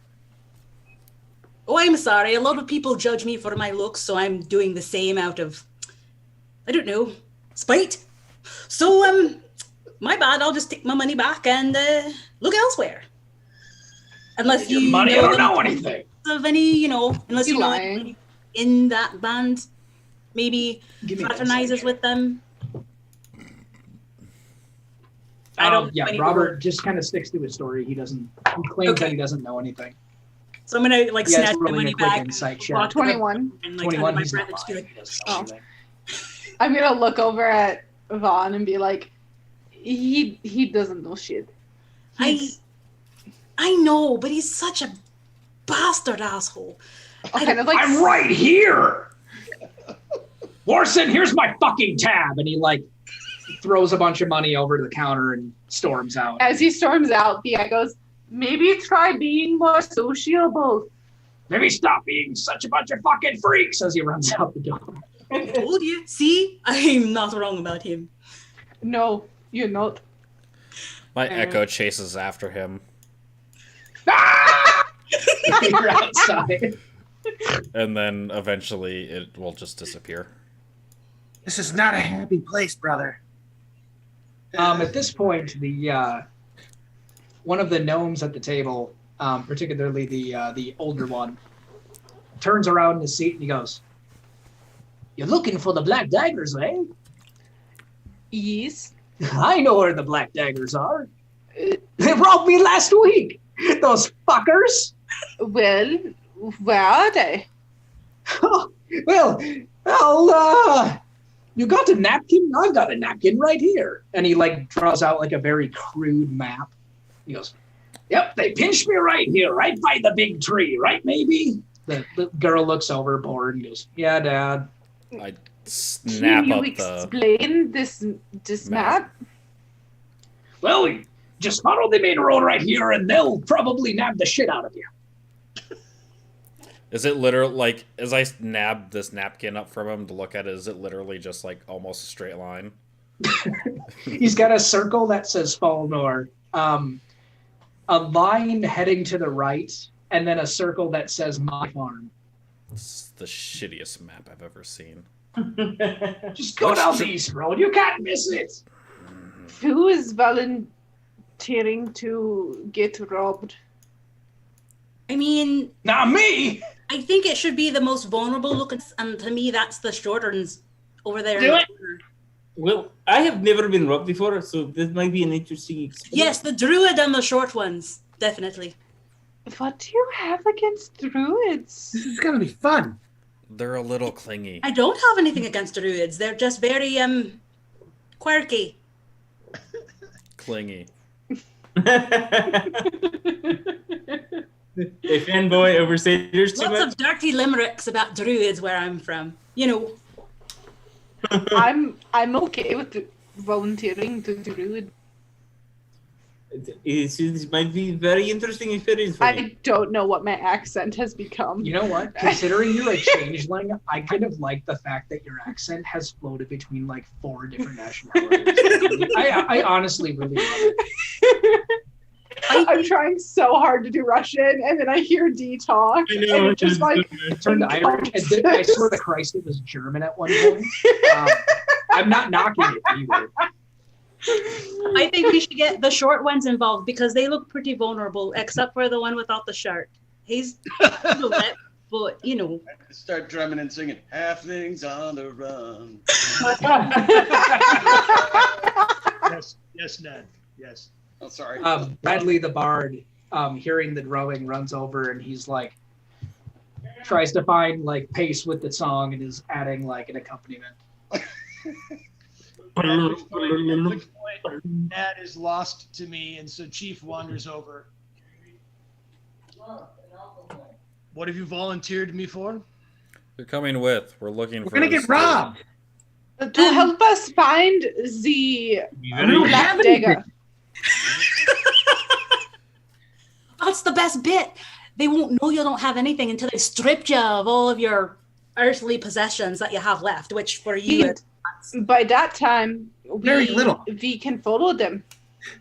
I have some very warm furs that might be very helpful to them. They might need them. see, this is so that we can go on the expedition because we need his little assistant friend in order to get paid. I need to clarify something. Yes. I should not beat them to death. No, we need to follow them. Leave one to alive. Find so we can ask the him questions. assistant. You seem. I don't mean any offense. Halflings are very good people, but you're very small. It seems very unlikely. So small. Even to that. That's a fair assumption. Okay. Deimos. I am more confused. Deimos, I thought you were mortified by the killing. That was kind of. He's had one where beer. I had my training. I'm a little indifferent to it now. Understood. We are healers now, Deimos. Perfect. You don't have to lay a fist on them. You just have to look. Like a damsel in distress. Like it might be difficult for me to look like a damsel. I am. The male version. A doofus. And then just speak very loudly about all of the money that you have, how it's weighing you down. It's so much. And then, How you got all this money and you don't know what you're going to do with it. right. All right, so we've got the druid and all the short people. And my really ragged furs. You can be a stickler. You I've don't got want to spend it. Basic furs all over. It's quite obvious I'm from the sticks with no money. Once a guy in my village that never spent any of his money, and he wrestled rats. Give for me food 5 minutes with your clothes. I'll make fixed them his look better. own clothing so that he didn't have to pay for new stuff. Richest man Give in me the 5 village. minutes with your clothes. I make them look better. Okay. Were you going to brush them? Perhaps. Just give. Yeah. Stripping him down in the bar. Well, I've got. Oh, I have extra clothes. I'll hand him something to go change. I've got my bare fur clothes. Is this really something we need to do right now, or thing? I feel like I'm gonna tailor them and use mending to make them look better. And I've got a deer's buckskin jacket, and then I've got like a leather vest, and then I've got. I like how the tallest creature in the room is still like being like overspoken. I also like how for you said, everyone in like, there. you could literally just go to like a clothing store in town and just grab them a new. I'm leaving I have a tailor's now. kit. I'm going to use it. I We leave. had discussions about me being able to use it. I want to use it. All right. Well, you got a bunch of raw furs that are minimally processed. Yeah, this might take. I'm gonna say, given the situation, it might take a little while. I'm only spending like 10 minutes on it. You add like a I'm cake going outside. to his to his furs. Does it look better? No, not really. It Oh. looks like you tacked on a cape to the furs. Looks like You a s- poor man's nobleman. Yeah. One the fur king of just to make a beggars. cape. Nad, come. We are to look vulnerable. All right. Yeah. I guess. Pretty feeble looking. Oh yeah, I've got my component pouch. Yeah. If you guys saw my picture, I look pretty much like that. It's pretty hard to pretty me up. You have a nice cape now. Oh, and I haven't. I tried. Yep. Let's see. I followed Zenelise out because he's got the map. Yeah, there we go. For what counts for a map. Yeah, you just take the main road that goes east. Do it. Yeah, I'm trying to stick with Vaughn's anyways. Okay. Nad, are you drumming the whole way down? Drumming the whole way down. By Yeah. the way, I don't think I ever actually caught your name. In modern times, I'd be like the Dude. worst. battle You. rapper. You. Oh, yeah, you can call me Vaughn. Vaughn's fine. That's my name. Yes. Zenelise, pleasure to meet you. Pleasure. Yeah. Pleasure as Someone's well. talking to her. She just kind of sighs deeply and said, well, I guess we have to wait for the motley crew. And then just leans against the wall. So were we gonna go out of town and do this now, like right now, or what? Yeah. Yes. Okay. Sounds like everyone, or at least half the party's leaving. So You don't Yeah. have to come, but I am going. I'll switch you guys over to a yep. Okay. While we're walking. I just need to know like what's the general plan amongst everybody. I'm next to Vaughn because I want to learn all about satyrs. I'm Gross. fan. Boy, oh boy, look at all this money I have. Not yet. Not yet. Oh, not yet. Oh. Okay. Wait, we'll set up a queue, and then we'll us who will make sure you don't get killed will stay behind, and then you start just I wouldn't worry about randomly screaming how much money you have and how you don't know what you're going to buy with it. It's so much money, improvise. Question: Why You're would the we set up a richest cube? Oh, Nad. What would a cube do? In a line, or some sort of any sort of order you want to go in, but you and the halflings and I guess the very, very large half orc are going to look vulnerable and out of your depth and stupid and just pretend and and yell about coins and money and how you're lost or something, pretend, and then the rest of us will I'm gonna start going this way, and I start like walking into the woods a little bit. Question for the rest of us. I am a spellcaster. What are the rest of you? I just like gesture at the like quiver of javelins and the bow and my quarterstaff that I have. He's dangerous. sling like a pork. Okay, perfect. He's dangerous. That's what he is. I tune instruments, and I've got these horns. See, So at least one of us is not magical. oh, magical. Yeah, I mean, I am a bit of a druid. I am kind of one with the mountains. The mountains listen to me when I speak, so maybe a little bit magical, perhaps. A little, maybe. It's fine. It's fine. Let's go. Oh, look it. I have so much money. I have everybody. I am so wealthy. What will I do with all this money? What should we buy with it all? Gentlemen, Gentlemen, Matt, Nad has a song for this. I got this. This Oh. is special. I'm gonna pull up my lute with the broken strings and just start playing. This is a chief. He's got so much money you'd think he was a thief. It's. Please tell me that's a performance check. It's gonna work. I had this, man. Just play on. Play on. I just do that over and over. That's my song. Chief the thief. Let's see.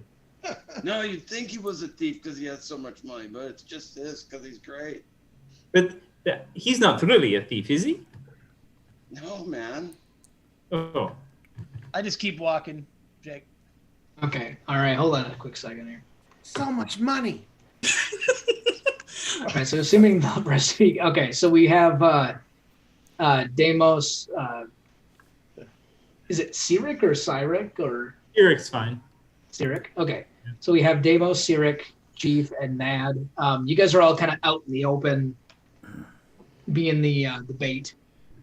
I take it we have Zenless and Vaughn being sneaky. Biet, I'm assuming you're being sneaky. You want to place yourself wherever you would, how far back you would Oh be. no, from the brother, main we're crew. lost. What are we gonna do? I'm probably It's trying literally a straight road. to stick as close to these guys as I can. I'm growing so weary from all of this cash. It's so heavy. It's just flying me down. Vaughn just winces I guess we're inwardly. doomed. All right. Can hope we have Zenless, Biet, and Vaughn give me stealth checks? Mm. Oh Lord. My D&D Beyond. Oh, there we go. Okay. I got a 13. 14. Okay. Vaughn. I'm 7. gonna say. You rolled in D&D Okay. Beyond, sorry. All right, so here's how it's kind of going to play out. So you have your bait crew being very loud and very obnoxious. And what's everyone's passive perceptions? What's that again? Or what's the highest one, I should 15, say? I've got 15, so mine's 10 plus your 10 plus perception, yeah. 13. 11. 11. 13 for me as well. 10. 10. All right. I think I've heard 15 is the highest. Yeah. Okay. Cyric, from behind one of the trees, can you see my ping? oh here. I make here sheet. Okay, now go ahead and ding. Okay. From over here, you will see a figure in leather armor and dark clothing, like hiding behind a tree. Oh, okay, I'm gonna put my hand out and be like, friends, that is the man to rob us. Hey, hey, we have lots of money. It's our money. Come and take it. I mean, Take my money. Take it. do we keep doing it now that we know he's there? Vaughn Oh, kicks Lord. a Right. tree up in front of us. Okay, so here's what happens. So the guy kind of pops his head from around the tree. He's got like a bow in hand, and he kind of goes, "Yeah. Are you the guys here for the gnome? Are you the man? With all the money? Is that what I'm hearing?" Oh, we So much money. rob us. That's we. Just we are- thinking to myself, we should have sent a more intelligent person with him.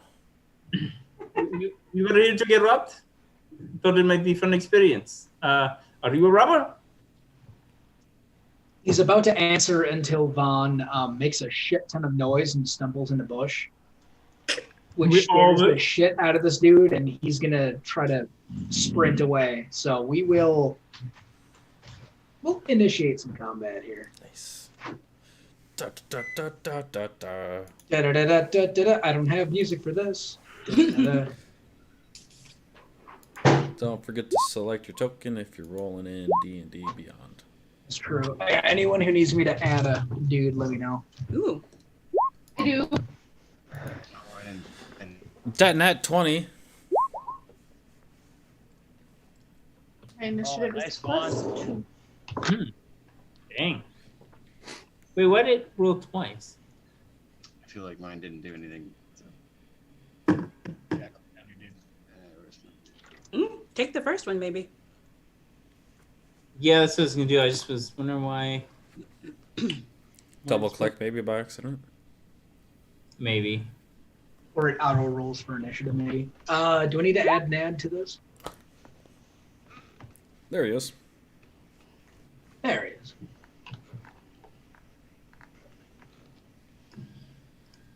I think everybody's in here. You rolled a 0? That's not possible. No, what did Biet roll for initiative? 8. I put it in. Oh. Enter. Someone, People it were, must like, have. updating stuff. Yeah. Yeah, there we go. It's like, there's no way you got a 0. -1 rolled natural 1. I suppose, but Okay, is that everybody in here? I believe so. I think so. This is a big party. 1, 2, 3, 4, 5, 6, 7, and the guy. Okay. Vaughn, you would be first after you spooked him. I'm gonna pick myself up and I'm gonna see him beating feet and I can go. Why doesn't that work? Hold on. Oh, there we go. I'm going to go here because I can move 35, but that's plenty of room. So I'm going to go here, and then I'm going to be like, as I'm running, I'm going to be like, "Oi, got that bastard!" And I'm going to attack him. Sure. With my rope dart, because I can do it from 10 feet. Sounds good. Okay. Nice. Like, oi, bastard! All right. What was her roll? Ooh. 8 will not do it. It'll smack the tree that he was hiding behind. Okay. Is that Vaughn's turn? That was 25 feet, so I'm gonna move another 5 feet that way, and that'll be it. All right. All right. Sirik. Okay, good question. Could I use mold earth to, I guess, take the earth out from in front of him, like, kind of make a small pit trap? You want to post mold earth here? Sure. Yeah, I was looking at it. It doesn't. Let's say no. Where is this? Okay. Display. I guess it has to be loose earth.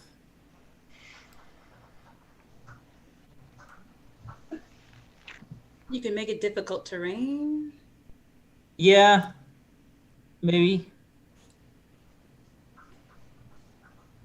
I mean, you can make it. Well, let's see. You can instantly excavate it. Yes, I was kind of thinking more to trip him. Okay. I would think a 5-foot drop would trip him. So. Yeah. So yeah, let me make a little box here. So I'm assuming it's just the direction that he'd be running. yeah, so he's gonna run like right into it. Yeah. Sounds good. Yeah, that's all. I'll give him I'm gonna give him like a dex save to kind of like notice like the earth drop as he's about to run and all that. But yeah. You want my spell save DC? Yeah, what is it? Should I say that? And I think it's probably 13 at this point. 13, yeah. Sounds good. All right. Yeah. Then does Siriko move at all? No. I'm just gonna go like that, and that's it. Sounds good. Good old Mad. I'm just gonna run at him and try to tackle him, and while I'm doing that, I'm yelling, "I'll save you, Chief!" Sounds good. I'll take. They'll do opposed athletic rolls. Hey, you're good at that. Yeah, I'm good at that. Not really. Oh yeah, you are. All right, he rolled really well, but not a 21. So, Mad and Aaron will So Nad, or Aaron's his name, by the way. Nad's gonna run up to the Black Dagger guy and grab him and basically tackle him into the 5-foot drop. So yeah, the two of you are currently inside of that hole. So, +3 to athletics. I'm gonna say that's actually gonna end combat, actually, because I don't think there's any way this dude's gonna both get out and climb out and get away before the lot of you guys surround the hole. Cyril made it. Oh. So yeah, And you still Nad's got his nads like right on top of this guy. So, and he's like screaming bloody murder and being like, "Get off of me! Get off of me!" And then by now, a lot of you guys can surround the hole.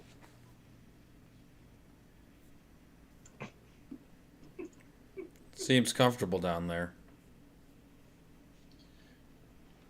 So, young man, you said something about thinking that we were here for the boy. Yeah, isn't that what you guys are here for? For that little gnome dude? Yes. Perhaps you can point us in the direction. Maybe we no longer need our subterfuge, as it were. This is subterfuge? Yes, he's got like a big half-orc like tackling him in a hole. It started thusly. Some people don't know how to be bait. That worked pretty good. And look, I'll tell you, you gotta let me go, okay? And you can't tell them that I told you guys. You want me to lift him up? I can lift him up. I can go like this, and the ground slowly rises up back to normal. Impressive. Just don't let him hurt Chief. I ain't gonna hurt whoever the fuck Chief is, so. We were good bait. He's worked very well. It's quite fun.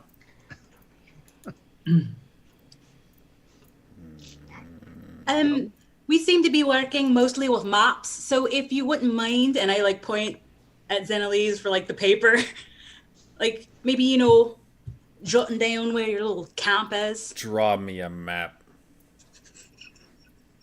All right. At this point, you guys are out of the hole and everything. That's no longer there, and I he's was crawling with cartographers. right. I am an excellent cartographer. Thank you very much. All right. Yeah. At this point, he's fully cooperative. He looks at the map and he kind of looks at how simplistic it is, and he kind of looks up at you and goes, "Just go north. Listen for the camp. You can't miss it. I need it." He like makes a circle and says and writes camp in it very quickly. He's like, "Do that." These people are bad at maps. You need one. What would the camp sound like? Do you not know what people sound like? It sounds like the town we just came from, but smaller. It will be having festival? Are all druids this simple? I'm so confused. None of the ones I met were... That could clear that up, but I don't think now's the time. I mean... I'm leaving. And I start walking north. Yeah, a sound I'm following. Is there a sound we should listen for? That is all I'm saying. Why is this difficult?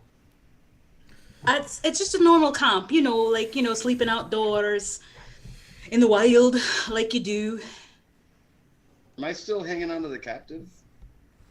Oh yes, him. He doesn't seem like much of a captain, but I guess it's up to you. Well, I guess you would have had to let him go to at least like draw his crude map that says camp. He's cooperating anyway. Like, Yes, what's his face? What's your big man going to do with this one? You mean Nera? What's Nera gonna do? What's Nad going to do with him? Well, if he's keep being chill like this, nothing, man. He's giving us a call. But I mean, if he makes a move on Chief, I'm gonna have to, fucking kill him. Okay. No. This guy seems pretty. He seems pretty chill. Like he's cooperating. I have to ask: Is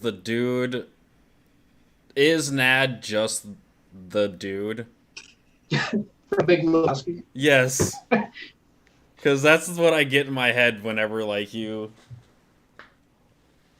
say anything. I'm thinking more Spicoli from Fast Times. Sure. Fair enough. He's more like the Nad instead of the dude. Yeah. Nad. Oh.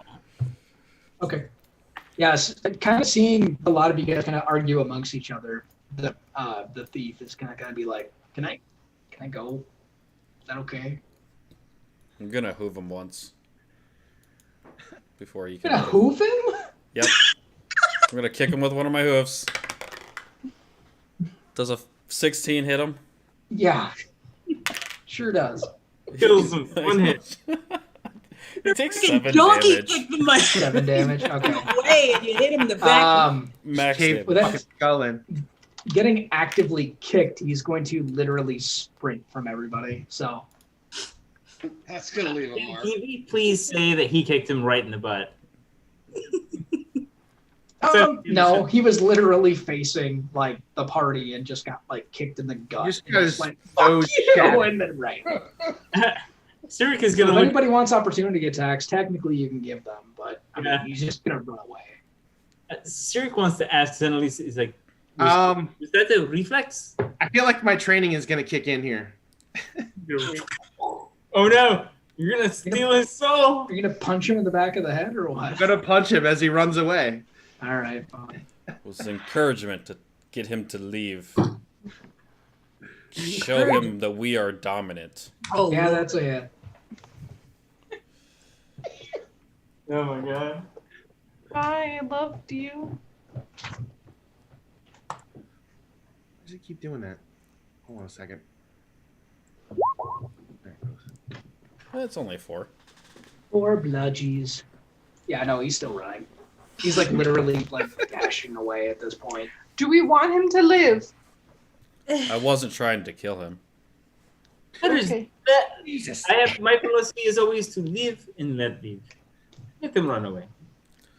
You have to show people who are strong and who Yes. the weak will follow. This is the way of the world. For centaurs, I suppose. You have to be strong to survive where I'm from. Weak do not survive. Yes. This I understand. This is very wise. And I like All right. Yeah, no, he runs off the opposite direction and just runs straight through the woods away from you guys. Chief looks at Deimos, the mixture of surprise, fear, revulsion, and holy shitness. Yep. Holy shitness. Retract the fist. Brother, you punched him as he ran away. I'm sorry. He startled me.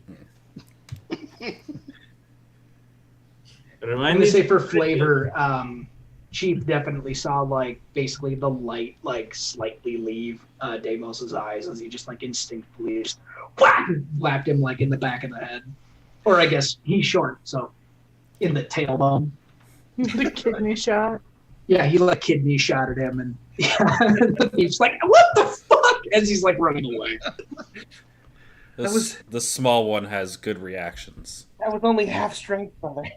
I could have destroyed his soul. I mean, It's bad things could have happened. So the little one is a fighter.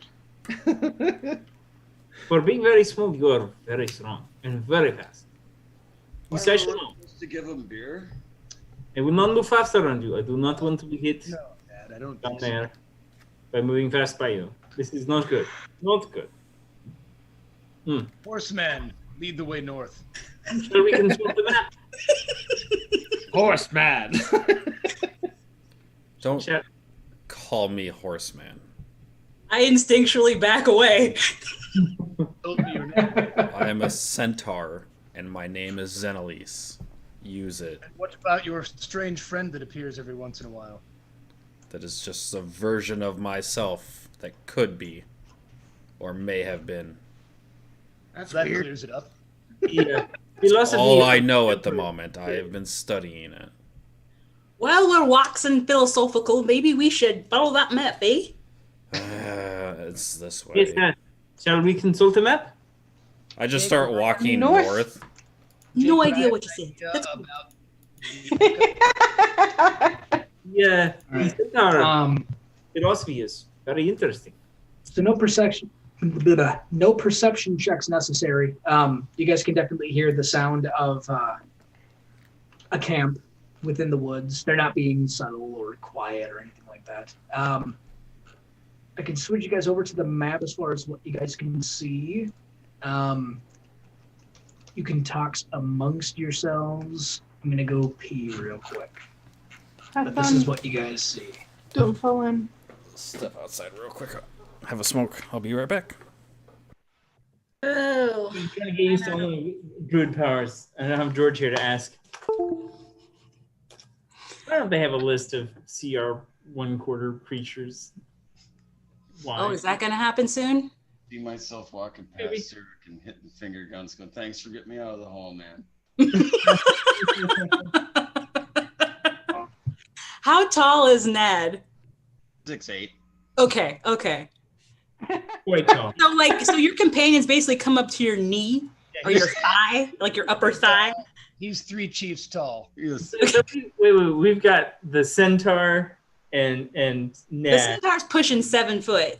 Yeah, they're all like really, really tall, and then you got really, really short. Brother. And- I mean, I'm middle-sized. Do you think the horseman would let me ride him? If I hear you say that, I'm gonna say, "Hey there, you whirlwind of fists. I heard what you just said, and a word of advice about the horseman. You might want to actually use his name.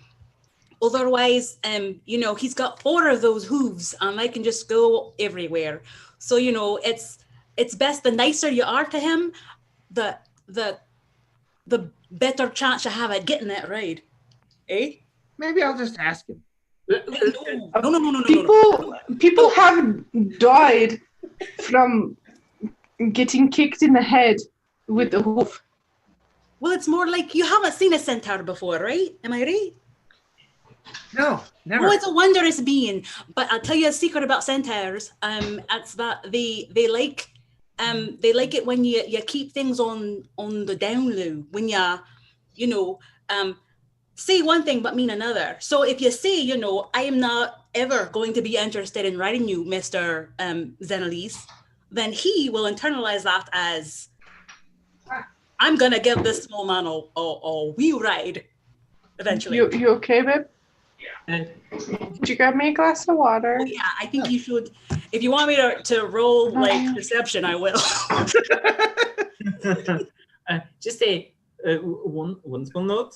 Go for it. If you're talking about the centaur, not use horseman. You guys have a plan or something? It is like calling me. No, we're just chit-chatting. boy. This is not very Do you nice. guys have a plan or no? The centaur. Probably not. Centaur. Does this all make sense? Just like you are not half man, you are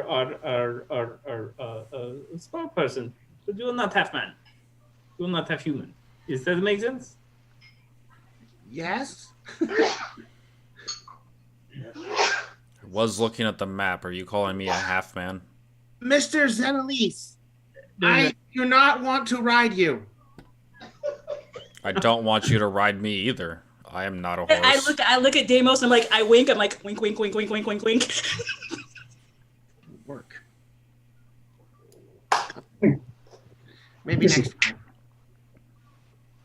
It's like just giving him the winks, like, yes, but that's not what he means. Good job.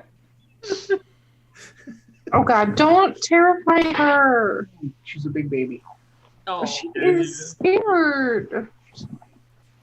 Does she get You scared? say as you drop our dog. Does she get scared if you put her on your lap? She's She 70 doesn't pounds, like being so- on her back at all. Oh, okay. Yeah. I don't have a big enough lap to.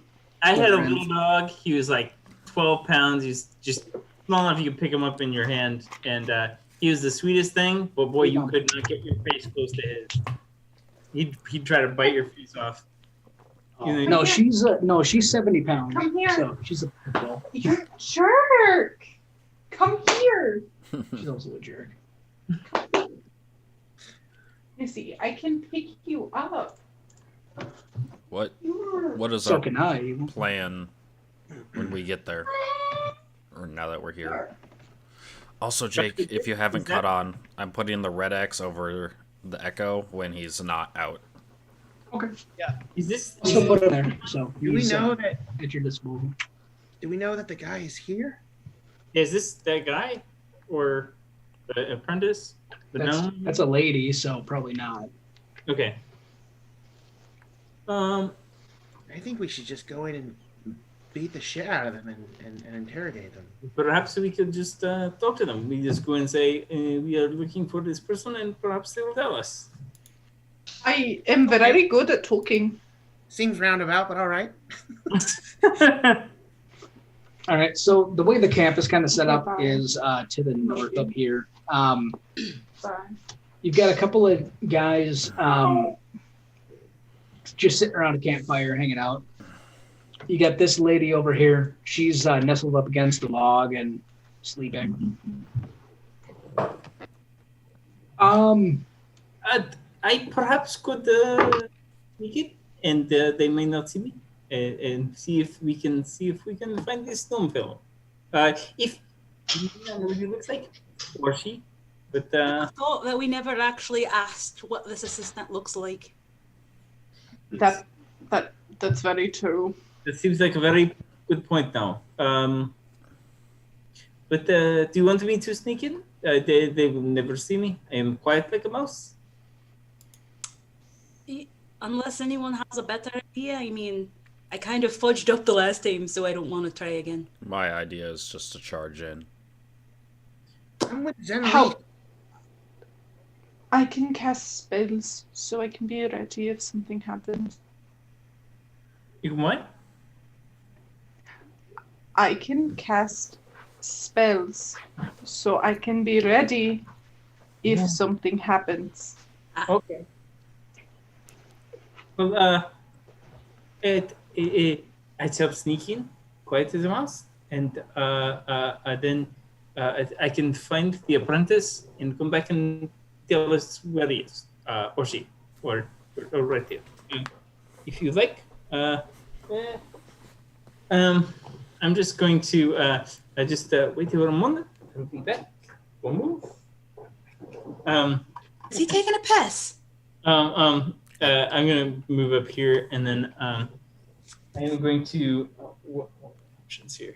I was going to change into I guess a hawk. Yeah, I think that looks good. I'll change into a oh no, I need something smaller. Give me a second.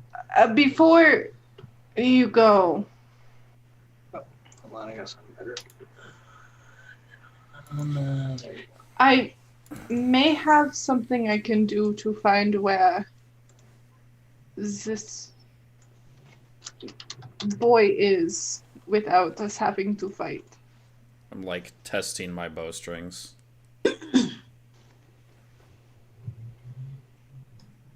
I'm about yes, what is your idea? I can't explain it to you, but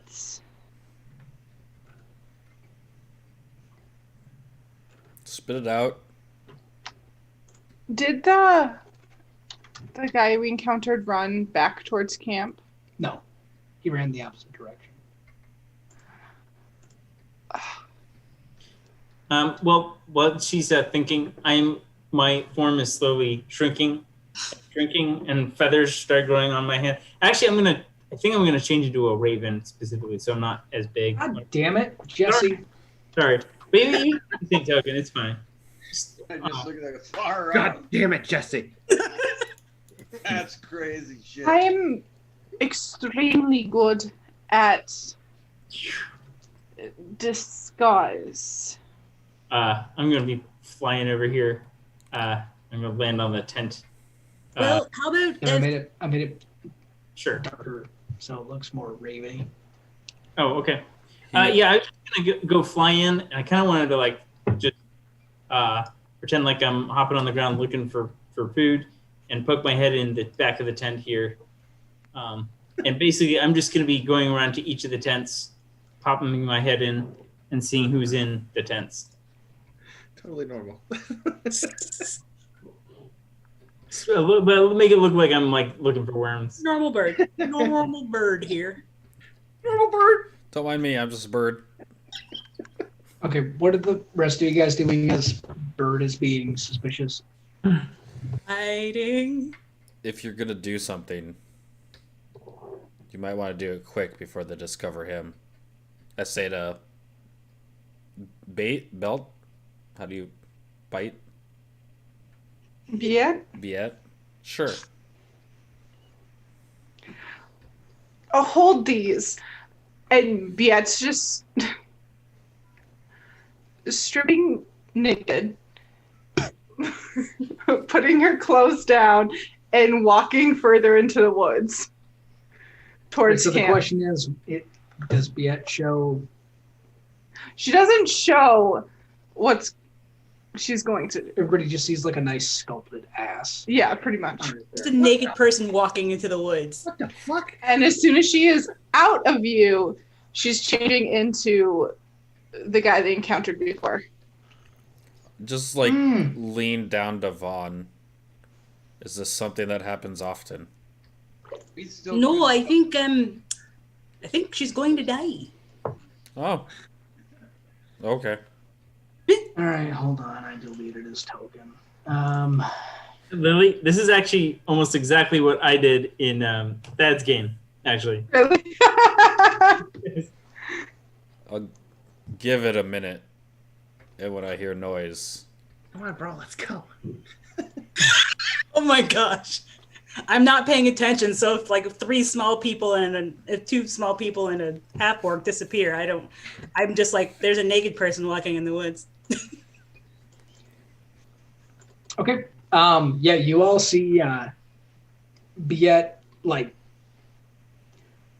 walk up and begin to take off their clothing and then move behind a tree, and then all of a sudden what walks back from beyond the tree is a naked version of the person you guys had seen, the thief that you guys had encountered previously. Biet is also like walking towards the camp and like punching herself a couple of times to like To look give all to bruised like up. beat the fuck up. Okay, how many punches? would she I'll take? say like 5. Okay, take 5 hit damage. Okay. Did you want some help with that? Okay, so we got naked Biet. What is everybody else doing? waiting, It confused. appears as though the halflings are moving forward. Oh yeah, they are. Should we be with? You know what? I'm trusting them over the naked elf. Thing. I don't even know what to take of all this. Well, I mean, all right. Okay, hold on. Stop moving tokens. Hold on. We need to figure out what everybody's doing. I'm going to follow the halflings. Okay. I'll keep an eye on this naked person. Okay, so we have Zen going after Biet, and we have Vaughn going after the halflings and the half orc. Is anybody being sneaky? I was Yes. trying to be because I I was just wanted to about like get into camp to read as disguised. You are naked currently, but Yes, but I'm disguised as a member of their camp. right. Yeah, no, the disguise. Jeez. That's fine. You want to give me a stealth roll if you're trying to be Subtle. I am trying to be sneaky as a bird, but I don't know if that's going to be. We'll see how good this rolls. I'm legitimately just standing where I am, but You didn't roll? Okay. Hmm. Let's try it. Oh, it's not. 17. That's why. Okay. I got it. I got it. I would like to kind of walk close to Vaughn and just say, as we're following the halflings, 16. hey, not that this matters or anything at all, but when Biet was changing, could you tell, like, if it was a girl or a boy? It doesn't matter. I'm dying to know. All I saw was ass. I didn't see the front, so I'm afraid your guess is as good as mine. Isn't that crazy shit, man? Yeah, that's why I'm following you. Meanwhile, Peter is kicking in camp down the forest. And I got a 6. by the way, I wanted to make it so they didn't know that I changed. That was the whole point. No, but we saw you strip off. Yeah, me stripped naked, but I didn't want anyone to know that I changed into something else. I'm fine with that narrative. Much more weird now. given a 16, I'm gonna say basically you stripped naked and then you kind of slipped off everyone's radar. So even Zen, who's supposed to be following you, like Zen's like, all right, I'll just go in this general direction and just kind of sneak forward. Yeah, I'm gonna wait. Basically, I'm waiting where I am for a few moments until I hear like noise of distress or whatever happening from the camp. Okay. Because I'm confident that I can get within battle range relatively quickly. All right. Well, let's see. We got. I'm hoping to get there before the halflings. I want to get information before they get there. At least figure out where the guy is to inform them. Okay. That's the whole point of me going. All right. So before anything happens, Cyric in Raven form, you fly up to the closest tent and you pop a hole and you look in and you see a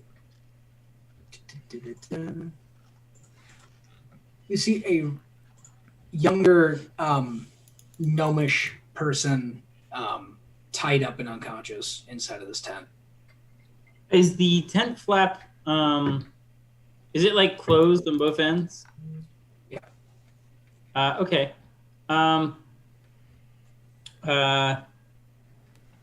Can I start picking at the ropes with my beak? Yeah. Okay. Yeah, I didn't. If it's impossible, I am going to probably go back into human form and untie her. It'll take a little bit of time, but yeah, you can do it. Okay, that's fine. I can talk in wild shape, right? No. No. Okay. No. If you're a parrot, using the bird statistics for languages. I guess I'm a raven. I might be able to say one word, maybe, but that's nevermore. If you want to bother trying to say anything, this person's unconscious, and you're trying to unbind them. So. Yeah. Okay. Just for the sake of narrative, I'm going to say, yet you will get up to here to camp before anything happens. So is there anything you want to say to, granted, the closest person within the Black Daggers is currently sleeping against the log. No, because I just want to try and get to the tent. Okay. But you're trying to be stealthy, or are you like literally running up to the camp? No, I was trying to be somewhat stealthy because I didn't want to like draw too much attention. Okay. All right, so you'll get there. As far as the halfling crew, you guys will get up to where you guys currently are before an arrow is fired upon you. Oh no. All right, let me pop up the stats for that. D, your face tells me that this sounds like a bad idea. We'll be fine. All right, I take it Deimos is the closest one. Sure. What if you rolled a 6? Okay. That is going to hit. I'm going to deflect the missile.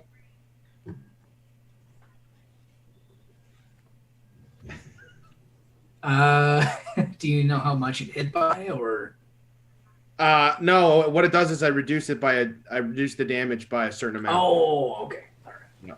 So that'll be this. Jesus, that's not a D20. That's not right. Why did it do that? That's rolling for attack because you can throw it back.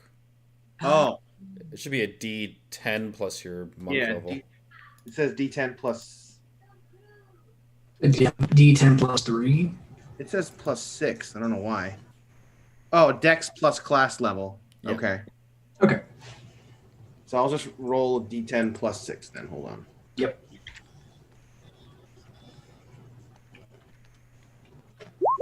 I reduced the damage by 13.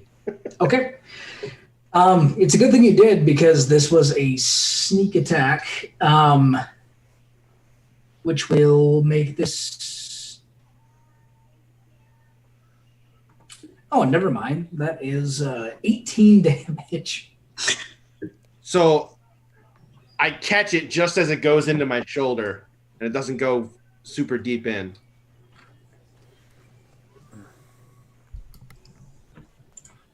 So I took 5 damage then.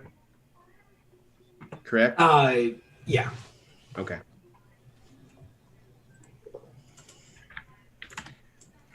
Shit, brother! I think they know we're here. All right. I'll just go. It's so high. He's 10 feet up in the tree.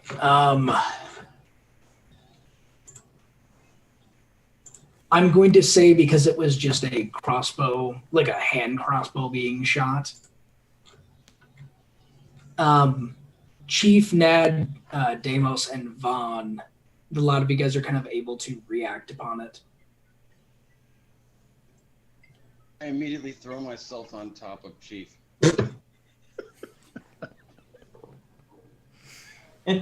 Nice. That's a lot of body. Can I use a Kai point to throw it back at him? You have to reduce it to 0 in order to throw it back. Oh, okay. Yeah, you do take it. Yeah, you're right. Okay.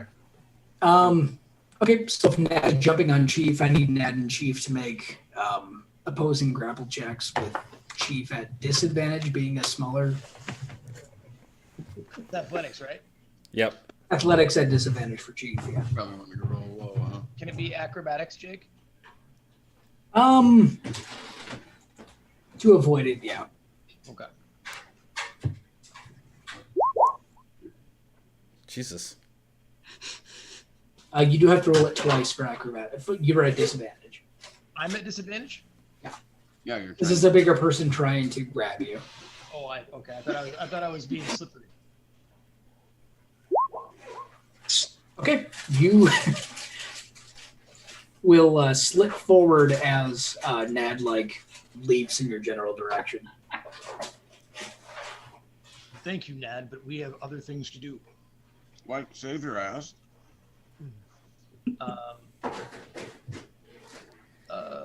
So is it initiative now, Jake, or do we all get a Vaughn will get something to do. Okay.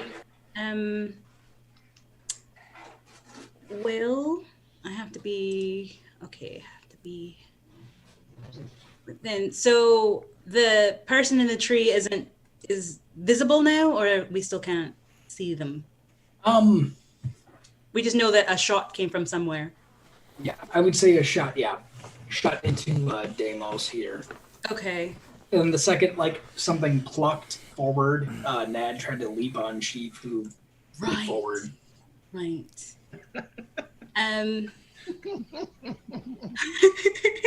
Okay, in that case, Vaughn is going to try to use the brush as cover and get to, let's see, 5, 10, 15, 25, 30. She's going to move 30 feet behind this tree, trying to do it by kind of like Bob Serpentine, basically. Okay. Roll me another stealth, and I'm going to take the lower roll. Right now, you rolled a 17. I'll say it's a stealth at disadvantage to try to get up closer. Okay. I think I can. I think there's a way for me to do this. Disadvantage. Yep.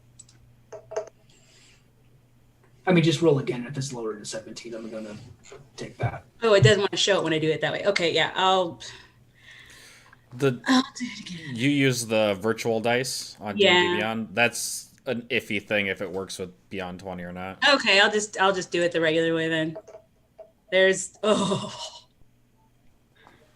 it's not gonna get. I mean, it could be lower. It's fine. Oh, geez, now they're all coming through. That's a bad serpentine. Yeah, Vaughn, you definitely spot the guy in the tree, but he's definitely, as you're like running forward amongst like everybody else, like he definitely spots you as you're dodging past. Fair. Zen, you're definitely hearing commotion to the northeast. So take that as you will, even though you know that Biet had left to the northwest.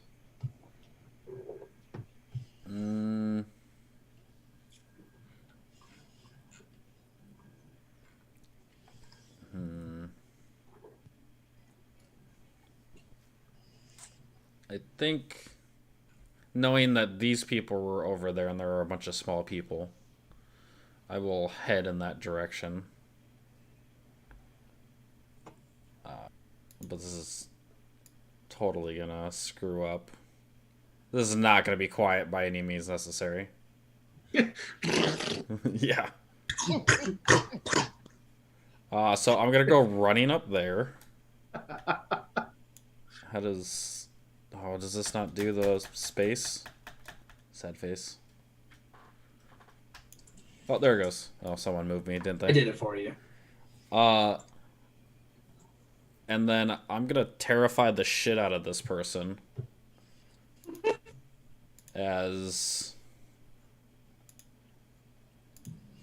my echo... Is your echo gonna fly out of you? No, my echo just appears in the tree next to him.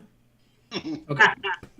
Which is the craziest thing anyone's ever seen, because, you know... Right.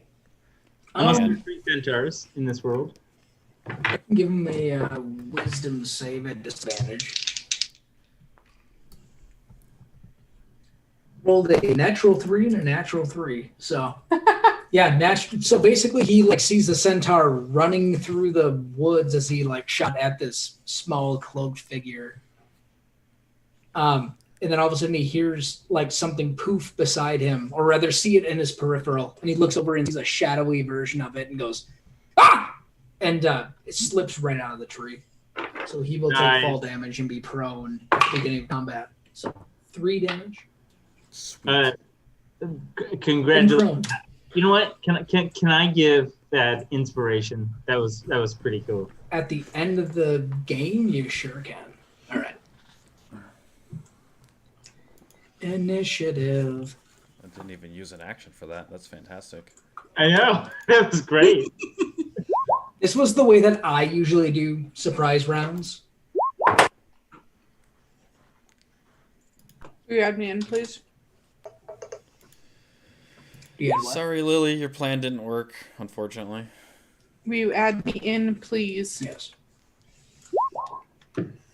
Yet.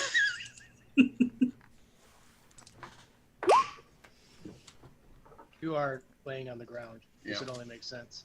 That fits.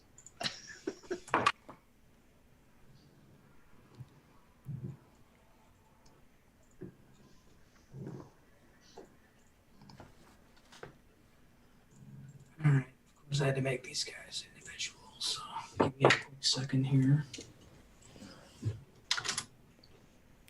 Oh, the squishy naked elf goes first.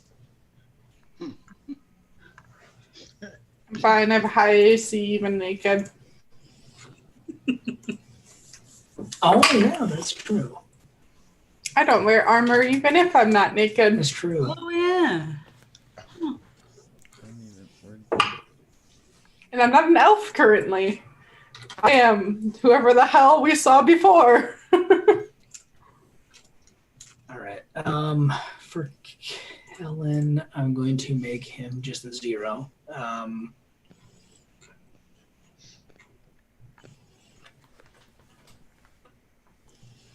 Do I need to add anybody or no? I think we got everyone. I think we do. It's really tough to tell everybody. Okay. Deos, you will be first. You said this guy fell out of the tree? Yes. And he is prone. Unfortunate for him. So I run up and I tumble under Zenelise's legs. And then I just pound this guy in the face. Please tell me you roll and come up and go bang! Right in the face. As you come out of the roll. He is prone, so advantage. God. Well, it's a crit, so whatever.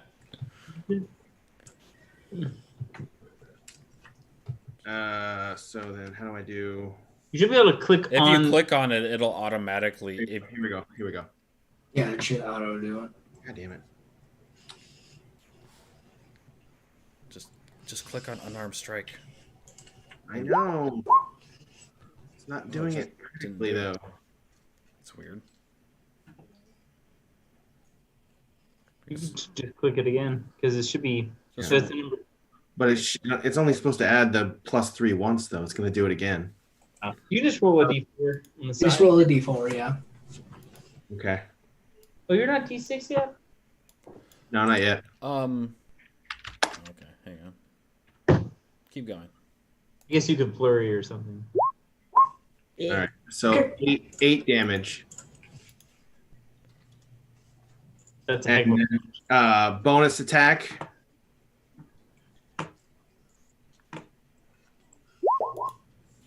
Ooh. This is that advantage, so roll again. Right. There you go. Yeah.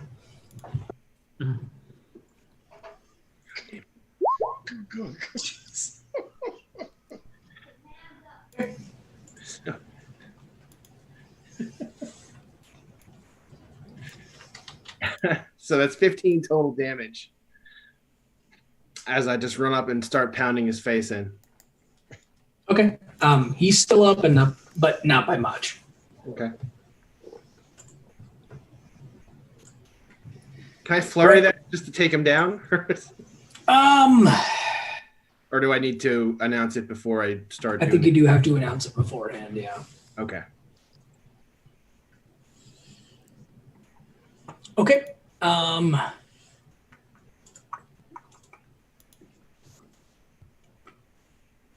right, so one lady runs out of a tent. I'm gonna take it that she's going to spot. All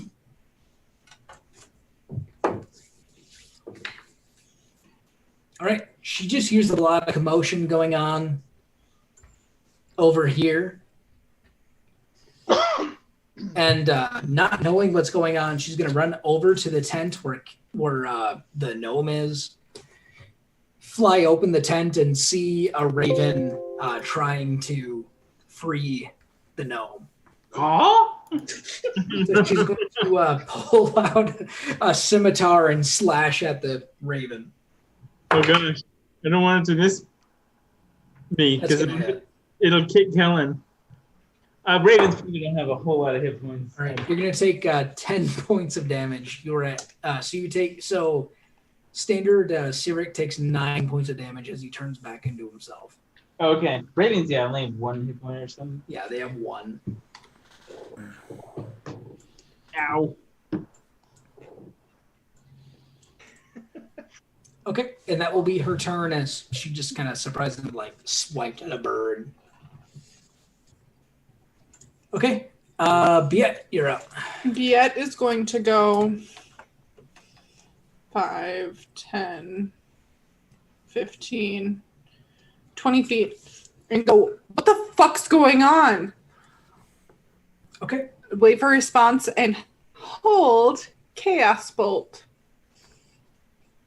Okay. The guys at the camp, as well as the lady that woke up or rather ran out of the tent and attacked the bird, all of them are going to like turn to you and go, Aaron, why are you naked? What happened? Some people fucking attacked me. What's going on? Okay. And then see her. Do I see what's in the tent? From your angle, you saw that she ran in, opened up the tent and went and slashed very quickly with the scimitar. Can I cast my Chaos Bolt at her? You're gonna give away the fact that like Aaron ran up and immediately attacked this lady. I'll hold it for a moment. Yeah, I'll just hold it.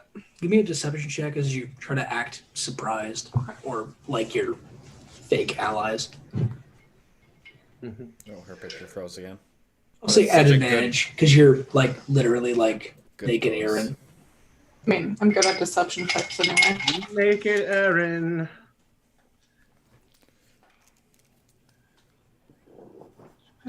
My highest one is an 18. Yeah, you're fine. Yeah, you looked about as shocked as they are as she opened up the tent flap and slashed. Okay. So you just want to make a ready action to strike with the Chaos Bolt if someone's suspicious of you? Just an opportune time when I can. I mean, that could literally be now, but... One where I'm less likely to be killed. Okay, so you're going to blend in. All right. Cyric, you are now human with damage. Yeah, I don't like this. All right. Well, Yet's movement there complicates things a lot. Okay. To be fair, you don't know that's Biet. Yeah. You probably only really see like the lady that slashed at you, like through the tent flap. Yeah, I think what I will do here is I'm gonna look at her and can I do that? It's concentration.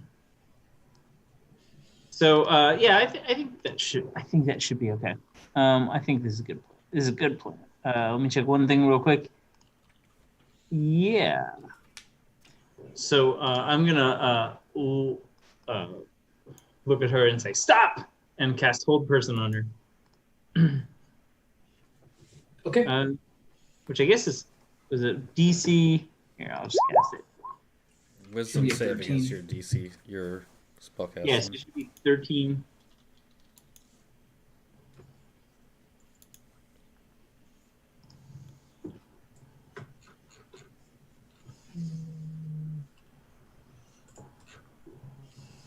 Okay. Wisdom save. All right. She fails, so she's Cool. paralyzed. Awesome. We'll go with that. All right. Whew, okay, that's my action. I'm actually going to.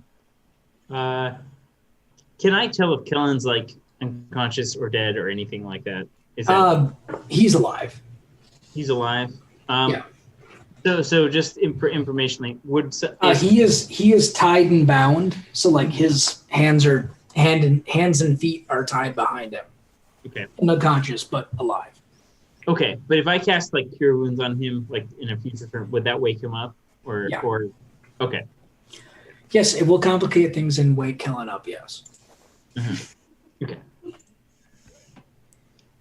Cool. Yeah, that's my turn. Okay. I'm actually staying. Actually, I guess if I can use any of my bonus action or movement to try to untie them, or actually no, I don't want to drag them out. Could I? Would if I tried to drag them? Would that be movement speed or? Next round, you could burst through the tent. Okay, that's fine. I'm okay. So I guess technically you can't really cure him because you use your action. I carry him. Like you can easily carry him over your shoulder. Okay. Can I use my? But to burst through the tent, that would probably be another action. Okay, all right, that's fine. All right, cool. Chief.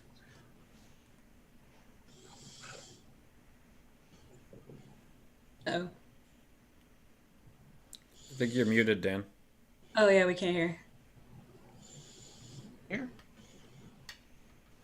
How about now? Yep. There you are. I think you were just too far away.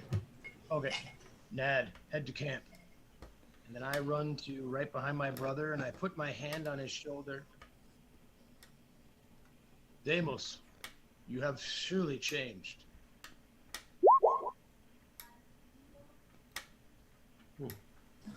Nice. Great. Deimos, you'll fly. Thank you. We can talk about it later. What did you cast? I did not cast. What did you use? Cure Wounds. Oh.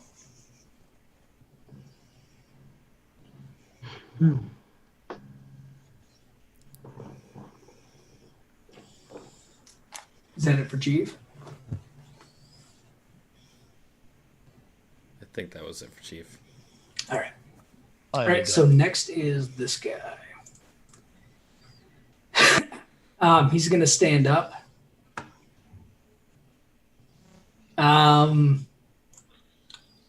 He's going to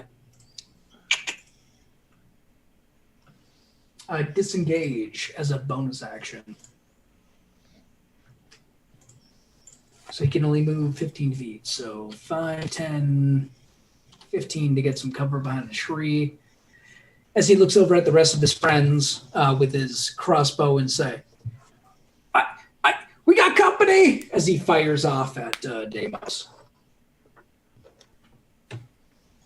This will just be a standard attack. Okay. That's a crit. I'll deflect the missile again. All right. This will actually not be as much damage unless he rolled really high. He rolled pretty high. 13 piercing. So I reduced it by 11, so I take 2 damage. Okay. You take 2 damage Jake, as it's about to hit your heart, and you literally pull it at last minute, and it hits your other shoulder. Mhm. Jake, I used my reaction to intercept it as well. What does that do?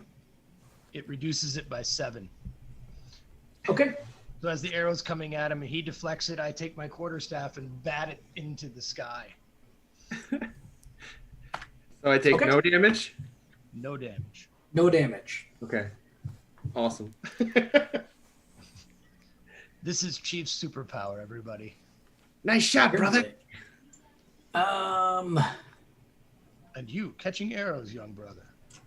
All right. Another arrow goes off with advantage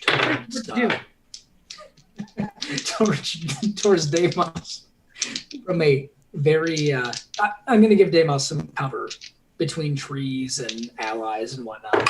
Okay.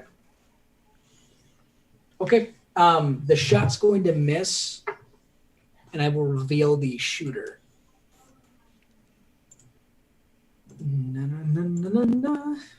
Oh, there's another one in the other tree. They're everywhere.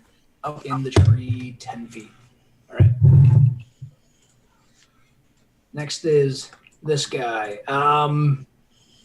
He's gonna run up to the tent to see what the hell is going on. See Cyric and take a slash at him. Aw. Did she make her save against the whole person? As a person. Did she make her save against it? Oh, whole person? I missed that part. I don't know if she made. She did make the save, but he does see like she opened the tent and like freeze, so he's curious and opens the tent and. Okay. Standard attack. That's going to be a 17. Okay, that hits. Okay. She isn't in cap, so he is going to get sneak attack damage.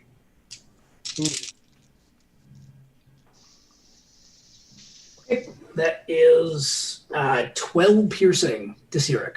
Ouch. Well, that hurts. That hurts a lot. Calm yourself. And he does make another melee attack. That's going to miss, though. Okay. Nad. Yeah, no. Chief ran forward.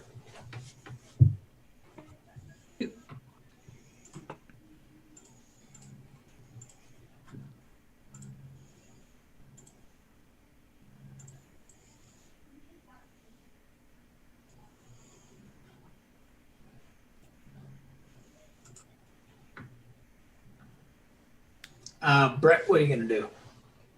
I know he told me to run to camp, and I'm gonna do that. As I'm gonna run past Chief, and I'm going to grab him by the shirt and try to put him on my shoulders and tell him to hang on. As I head towards camp. All right. Grabbing Chief will probably be your action. Yep. So, okay, you'll get up right to Chief and make a grapple check between Chief and Nad. So, Chief, if you're avoiding it, give me acrobatics or athletics. And then Brett would just be the 18. I think I wasn't even ready for it. So he's got me. Okay. Good God, Nat. Hang on, man. Sounds good. Vaughn, you'll be up. Okay, well, I see that the midden has hit the fan, so I'm going to move 20 feet here. And since all I know is that a bird is one of our party walked naked into the woods, and another one is in bird form somewhere, and the halflings seem to be taking care of themselves. I'm going to look at, let's see, the woman by the tree, the guy, I don't know if I can actually do this. No, it's not doing the thing. The woman by the tree, and the two people by the fire. I'm gonna look at those three, and I'm going to say, I'm going to yell, oh, this is dumb. Oi, Robert the asshole says hello, and cast Bane on all three of them. Nice. So which ones are you targeting? Do you want to the lady by the tree and the two by the fire pit. Okay, one of them is very naked. Oh, the guy who okay. Give me an insight check for Vaughn before casting. Okay.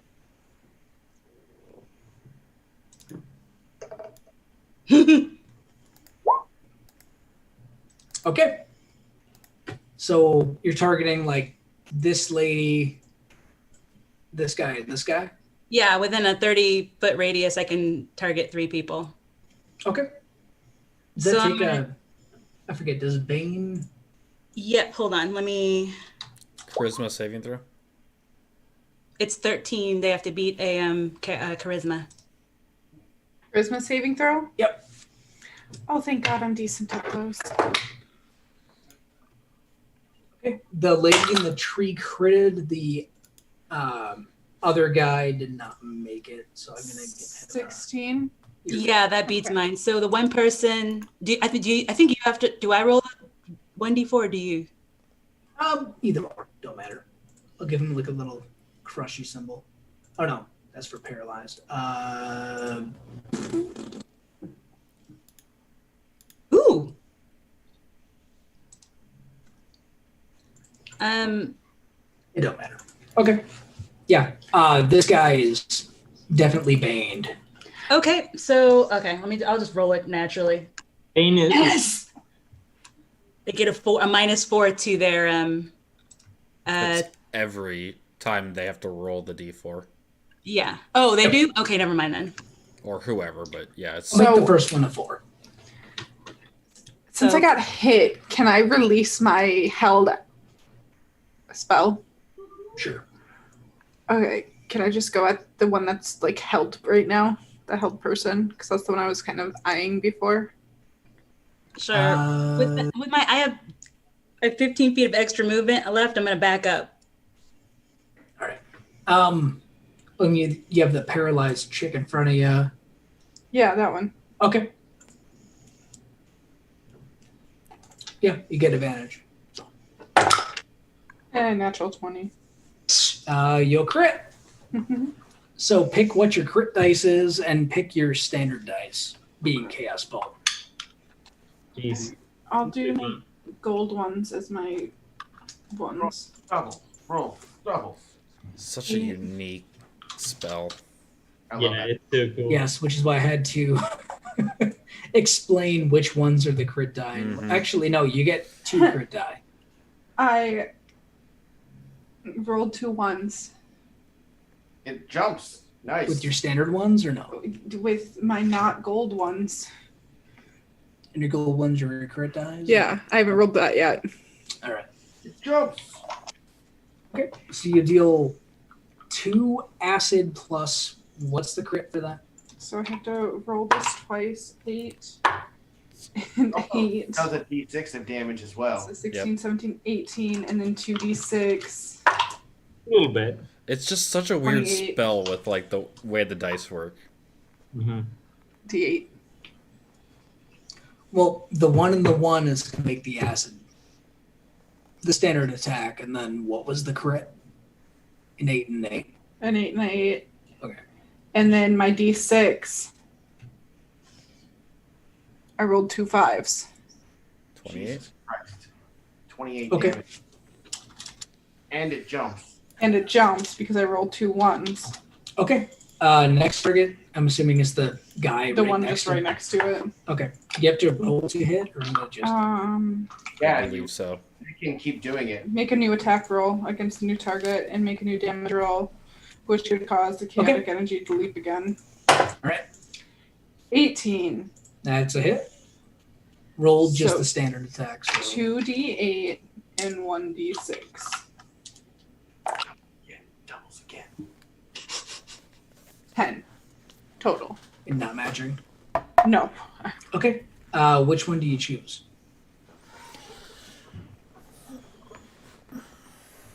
It's the d8 I have to choose from. Yep. Yeah. We'll go lightning for that one. Okay. So 10 lightning to the other guy.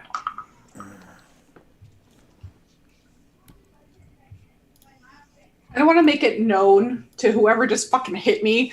Like, I'm on your fucking side.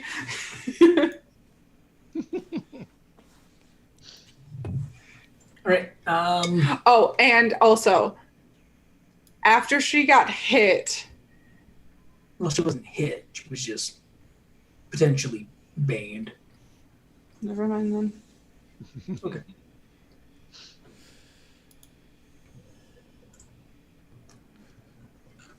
All right. That will be Zemblis. So my echo is gonna jump through the trees and land yonder. And I go Zane Prime, if you would, runs through the trees to get up to here so you can see this Nice. person that's paralyzed. And I'm going to make a javelin attack from my Echo's position. All right. Oh, that's only 15? Yeah. You good. So for a second, the echo becomes more like physical, and my body starts to like gray out as the echo strikes at this person for 9 damage. Against this person, right? The paralyzed person, yeah. All right. And Right. hang on. When you take the attack action, yes, I'm gonna unleash Incarnation, which lets me make an attack from my echo's or my echo to actually make an attack. So.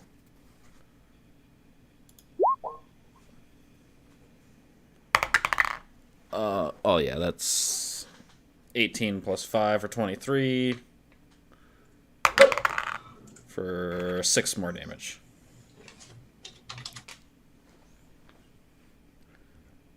And that's my whole turn.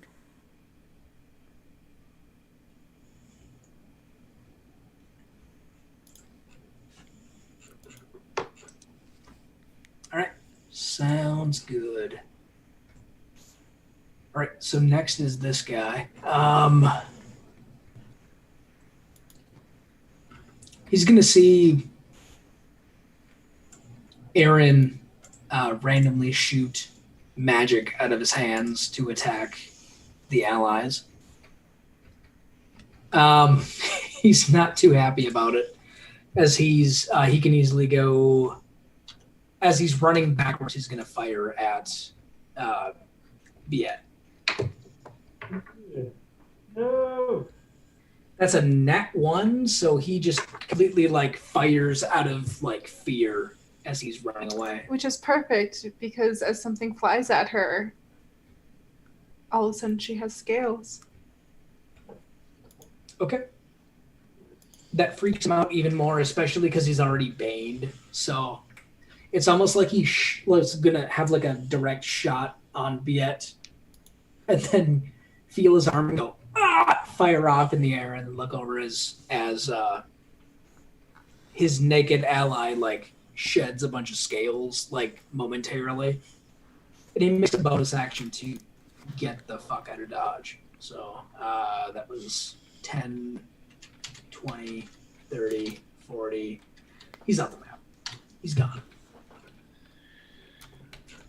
He didn't like that. All right, next is the sleeping lady who's going to finally wake up. She has no idea what's going on, so she's going to pull a weapon and stand up, and that's about it. Kellen's unconscious. Deimos. Okay. Deimos will move up to the guy that keeps trying to shoot at him, and he will attack him. Delete my dots off the map. 12. 12 will miss. All right, I will bonus action attack again. Fuck. 7 will miss. Way less cool than I wanted it to be. Okay. Oh. Like to imagine Deimos like runs up to this guy and like tries to punch him in the shins, and like the guy's like moving his leg, going, "What are you doing? Stop!" A tree branch fell down into my face. Is what happened. Sure. Sure. All right. Next is the lady. She can't do anything. She can make a wisdom save at the end of her turn to not be paralyzed. DC 13. 11 will not make it. Cool. Biet. You know, this worked so great last time. I'm chaos bolting her again. 21 to hit. Yes, that will just be a regular because you're doing like a range attack right next to you. Oh.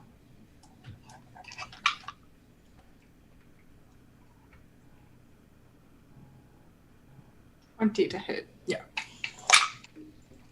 28. 13 plus 6. 14. This was a 7. So 7 is psychic. How much? 14. Okay. Takes 14 psychic. She is up by not much. If I try to move, I'm gonna get attacked, right? By this guy, yeah. Yeah.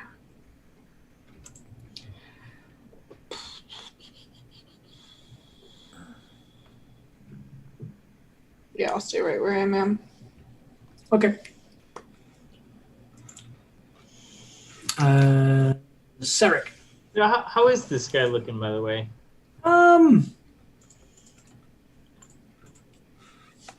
Looks all right. Okay. So, here we go. I am going to, I am pretty sure this is going to be this bad. Yeah. Here we go. I'm going to cast, Thunderwave. I'm going to, bring my hands down and, harness the thunder of the mountain storms and, Thunderwave. And cool. DC 13 Constitution save for her and Kim, and I guess 15 feet. Would that be? Is that a 15-foot cube, or how does that work? Say here. Yeah, it's 9 squares basically. Yeah, it's a cube. Oh. Yeah. Okay. Let's see here. Oh, sorry. Basically, any 9 squares that are connected to your token. Yeah, I was kind of going out like square pattern. I was kind of going out like. Yeah, that's still going to hit. Yeah, That's fine. I don't know if she's there. But, Okay, so that's 8 unless they make the save, in which case that's half. So 13. 13 That succeeds. So 4 damage. Yep. 3.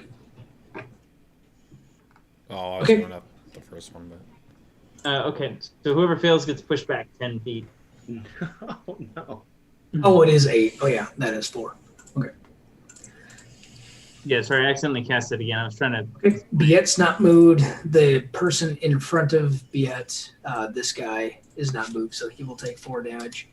The paralyzed person is going to take 8 damage, and basically, Sirik, as you're casting this spell, the person that you would cast Hold Person on, you hear a very loud snap as her body ragdolls Ooh, into the distance. okay. Oh no. I think he's probably going to go first. So, let's see what I'm going to do. I would also say the tent. Well, no, you didn't aim it. The front of the tent is like ripped up completely, Yeah, it's kind of but not the back of the tent, which is where you want to run. right. I know. I don't really want to burn past this guy. I think I'm going to go down as soon as I go past this guy. So, I might. Yeah. I mean, you could move like this, Yeah, that's kind of. but you will take an opportunity attack from both, like this guy and this guy. Yeah, I think I can hear that I'm like surrounded. I don't know if I want to get out of the tent just now. Yeah, I think I'm good where I am. I'm worried that I'm gonna get really taken down if I go out. So, Well, actually, you know what? I think I might do it. Yeah, let's go ahead and do it. I'll go ahead and oops, I got Kellen soaking. Do I have Kellen in hand? No. Okay. No, you have him in hand. Yeah, you're fine. Yeah, I'm gonna run out here and. What's your strength? Oh, it's not probably. Oh, it's 8. So I don't know. You can move at half speed, so that's gonna be. Okay. So I can move here. I can't move along the. So you'll get an opportunity attack from this guy. Well, what if but I? Then not from this guy, but you will be in melee range. What if I ran? Yeah, you said not from this guy. Unless you ran in a different direction, yeah. Yeah, I was actually thinking maybe like run up here towards this lady that I shot. Okay, yeah, just take the one. Yeah, so I've got 15 AC. It's my Right. That's only a 10, so. Whew. All right, there you go. I guess you guys see a very bloody Cyric run out with the apprentice. Chief, you are grappled by Nad currently. Can I forfeit my turn to be his legs? Kind of because I grabbed him. I grabbed him. I can change Chief to Chief if you're willing. You can basically go at the same time as Nad. Okay. I say Nad to my brother. Okay. So next would be this guy. Well, yeah. You guys can move on his turn. This guy's going to attack. I see what you did, Jake. The little halfling that's still trying to punch him. The ball. That's a 20 for the first attack. Jeez. Not natural. For 6. Second attack is a 22. For 5 more.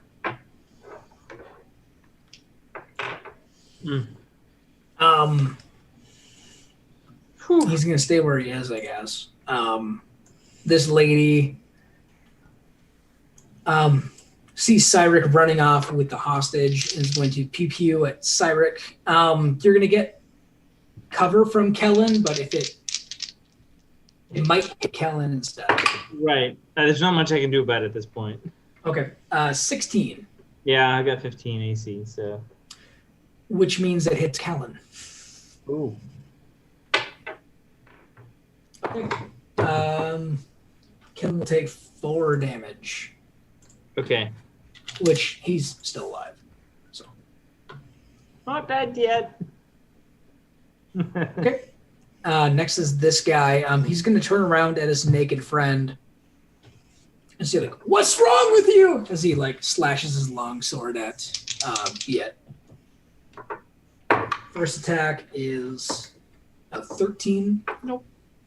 Second attack is a 20, non-natural. Yeah, that one will hit. All right, that will hit for 7 piercing as he slashes at you. 7 piercing as he, I guess, stabs at you. Ow. All right, Chief and Nad. Okay. I saw that thing hit my brother, right? Yeah. Twice. Okay. So I run up to him. I point at him with this as my bonus action. And then I'm taking a swing at him. All right. Jesus. Right, you swing your quarterstaff for 7, 12. One of 14 those damage. is one-handed, and the other is two-handed. Oh, right. I do the two-handed one. Did you mess them up? Okay, that's still enough to basically, Chief, as Nad, basically Nad has you on his shoulders, and you're charging towards him. He looks over in fright as you swing your quarterstaff, and you crack him right in the face.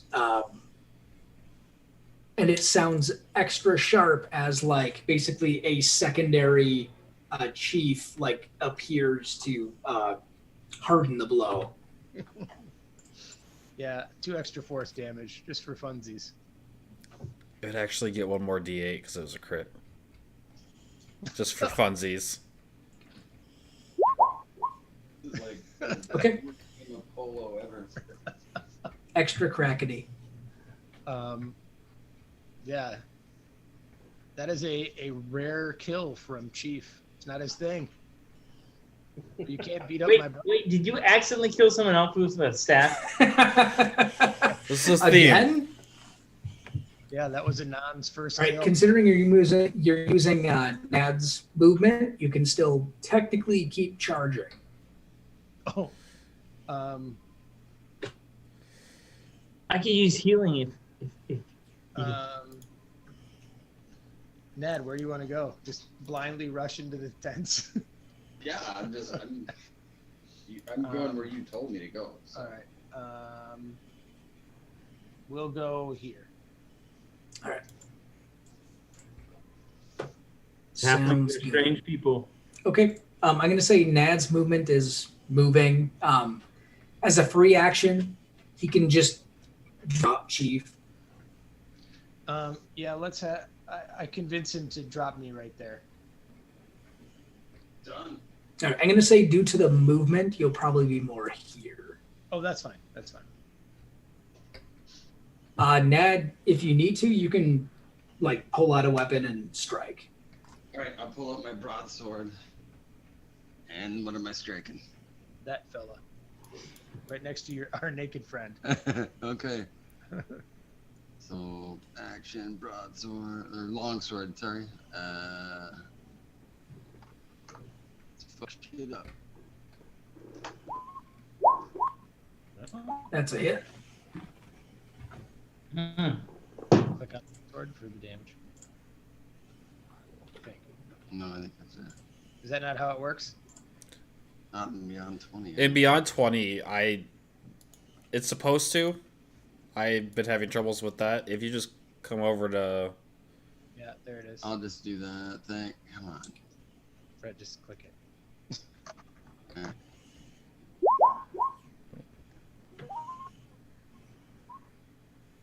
I'm assuming is it one-handed? Oh, I'm assuming it's one-handed. I would have done one-handed, I'm sure. Okay. We'll see 8 damage.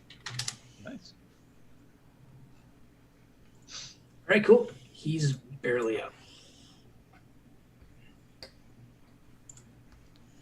All right, Vaughn, you'll be up next.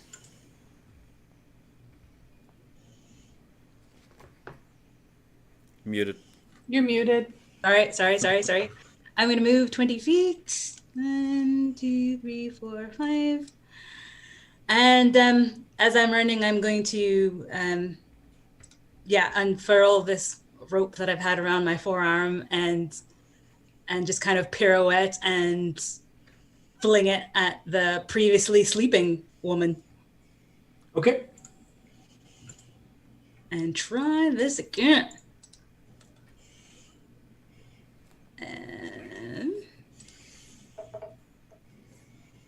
17? That's a hit. Okay. For 9. She takes the 9. And then as my bonus action, I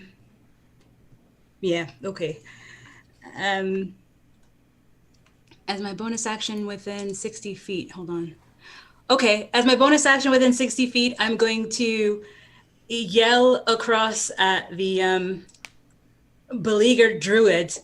I'm going to yell, "There once was a druid from Nantucket!" And then I'm going to give combat inspiration dice to him. Oh, nice. It's a D8. So you can use it as bardic or combat. It'll whatever you roll a D6 and add it to your AC, as well as the other stuff. Ooh, wow, nice. Like anytime or just once? Just the one. I mean, you use it once, but Okay. and anytime you get hit, you can use it to use. I'm inspired because I just really got to know how this rhyme ends up. And I'm done. That's my turn. Rhymes with Nantucket. Next is Sinless. All right, so the echo just kind of like makes the motions of moving there, and then the I will move up to this person that just woke up as well and stab her with a javelin. Oh, fucking 19 plus 5. It was so close to a nat 20. Yep. For 10 damage. All right. She's pretty beaten and battered. And I don't think I have bonus action things. I didn't move 30 second feet wind. towards her now. Action surge. I don't. Do I have action surge? I forgot about that. Yeah, so that's a normal. You're a fighter. Yeah, I just haven't played fighter a lot. It's not even a bonus action. You can just do it. Yeah, I'm just gonna action surge. Why not?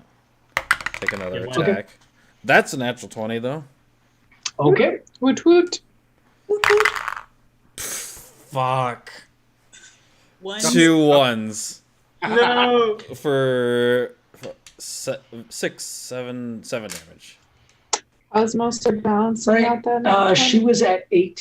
It's 11:33. I'm gonna say that was 8 damage as Zenlis runs up to this lady and just like repeatedly stabs her in the face. I mean, if we need to take more attacks so I can kill more people, then I can do that. I've got one more Unleash the Fury that this person can get attacked from. Sure. Wait a minute now. I want to kill somebody. Well, you're going to get a chance because that was a natural 1, so. All right. Yeah, that's gonna. All yeah, over your the echo's spectrum. gonna whiff. I said it went through the motions. Come on now. All right. Demos. All right, here's what Deimos is going to do. He's going to run up. He's going to jump up onto Nad's shoulders, flip over him, and then knock this guy's head off in midair. All right. And then Sure. land him. Sure. Give me that roll. He utterly fail now. Here we go. No, not. That's a hit. Oh no, you're good. All right. So he will take 7 damage on the first one. All right. So no need for a second one as Deimos like jumps off of Nad's shoulders, puts his little legs basically like just crotch jumps into this dude's face, wraps his legs around his head, and twists as hard as he can as he rolls off of him. Everyone hears a very loud, disgusting snap as And after Deimos I do rolls that, off and stands up straight. after I do that, some of his chi energy dissipates from his body and is absorbed into me. Nice. You guys see like the open mouth of this dead thief. These particles leave his mouth and enters Deimos.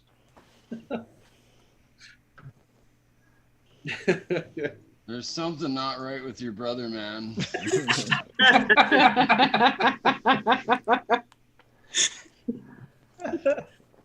Oh, All right. that's awesome. That would be Biet. This other one's still alive in the tree? Yes. Okay.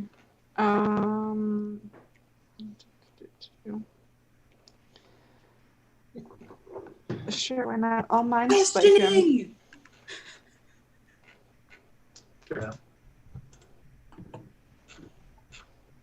That gentleman in the tree would like to come down.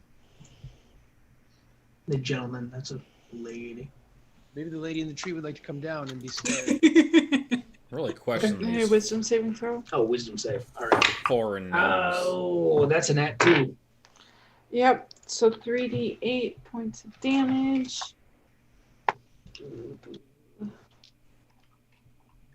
A 15.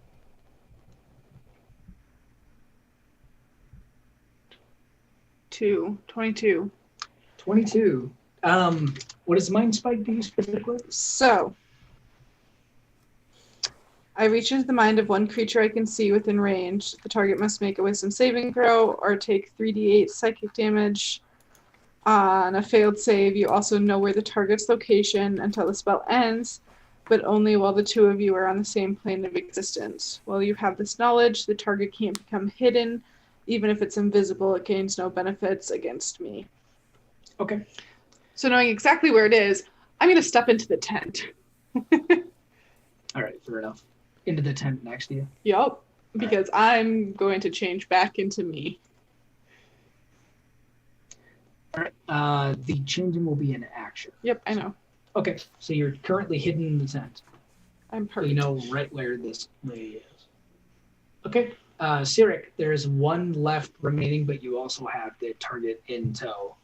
Yeah, I was gonna just kind of turn around and saw where people were shooting, and I'm gonna harness the cold of the mountain peaks and shoot an ice knife up at this guy or girl. Right. Go for it. Yeah. Here we go. Oh, cool. 23. That's pretty decent. So I roll 1d10, and then she has to make a. Hold on a second. What is this? Saving throw. She has Yes. to make Dex save to dex save. avoid the cold damage. The DC 13. Okay, so she takes the 2 and then has to roll for the cold. Yeah. Yes. So 9. So I hit 9 or 9 piercing damage, and then the shard explodes. She's got to make a dex save. 9 piercing or 2 piercing? A 9, as in the German 9. So no piercing damage. Oh. No, 9. Well, you said German 9, and that's German That's for not- no. Why she did 9 piercing? It says you rolled 2 above, Jesse. What? It says said you rolled you a only 2 rolled for 2. piercing above. Yeah. The 2 piercing above? Here. When you, When you cast click Ice Knife. it just says 2 piercing. Oh, I'm sorry. I didn't realize it. No, I was trying to display it. Okay. I mean, Okay, yeah, well, let's put it this way. Regardless of what the dice was, the second she saw this like ice knife shooting at her, she tried to leap and it stabbed her in the stomach, and she's currently pierced into the tree. Oh, nice. Yeah, and then I'm going to be kind of getting the seat cover of the trees here. That's all. Okay. No more need for combat, as Biet, you will turn back into your normal naked self. Are there any clothes in this tent?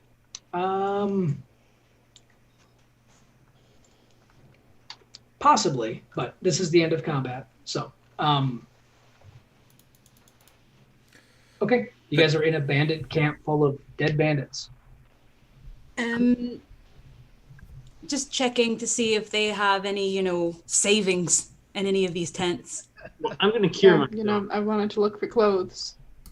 Yeah, Biet, you could find like a quick tunic to throw on. I'm going to cure myself, and then I'm going to cure Kellen. Biet's just gonna randomly walk out of one of these tents. She looks hurt. High or low? Hi. High. The tunic's form-fitting, Okay. so. Really? Okay. Well, there you go. Kellen gets 8 hit points. I guess I do too. Okay. For the sake of I don't want to play George's character without George there, he is stable, but not conscious. Seems like he's under the effect of a poison. Oh, shoot. Is he a wizard or what is he? Doesn't matter. I don't want to play George's character without him. So Okay. I don't he's want you just to unconscious. asking you what he is. He's an He's a gnome wizard artificer. Oh, okay. Cool. Yeah, I'm going to sit down. I'm pretty darn hurt.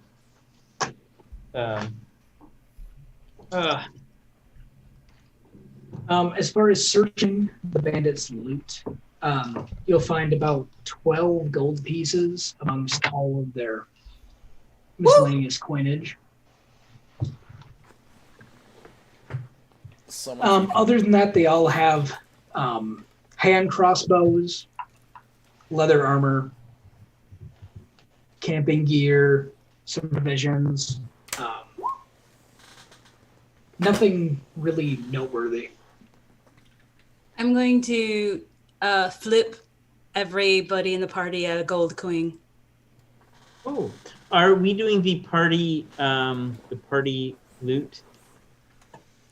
That's if you guys designate like a party pool. Okay. Well, we're gonna take this as personal money. Okay. Jake, I used my super packed magic to unpoison him. Okay. Oh, nice. Thank you. It does not take away a plot poison, so he is still unconscious. It's fine. Man, recouped all that money from that scorpion on a stick and this cheap mask I have. Well, you got 1 gold out of it. Mm-hmm. You made most of it back. Druid. No, you made all of it back. Yep. I made all of it back. Would you like me to carry the unconscious person? You Yes. look rather strained. Yes, that would be Go back to the inn. very good. I would like a Thank you. nap. Brother, I have a coin now. Is that enough for me to buy a house? Almost.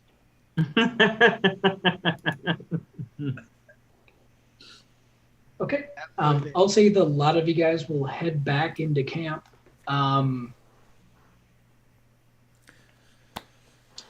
That will probably end the session for tonight, though. Viet picks their clothes as we walk through the forest. Okay. Yeah, I have to get up at 5 a.m. for a flight.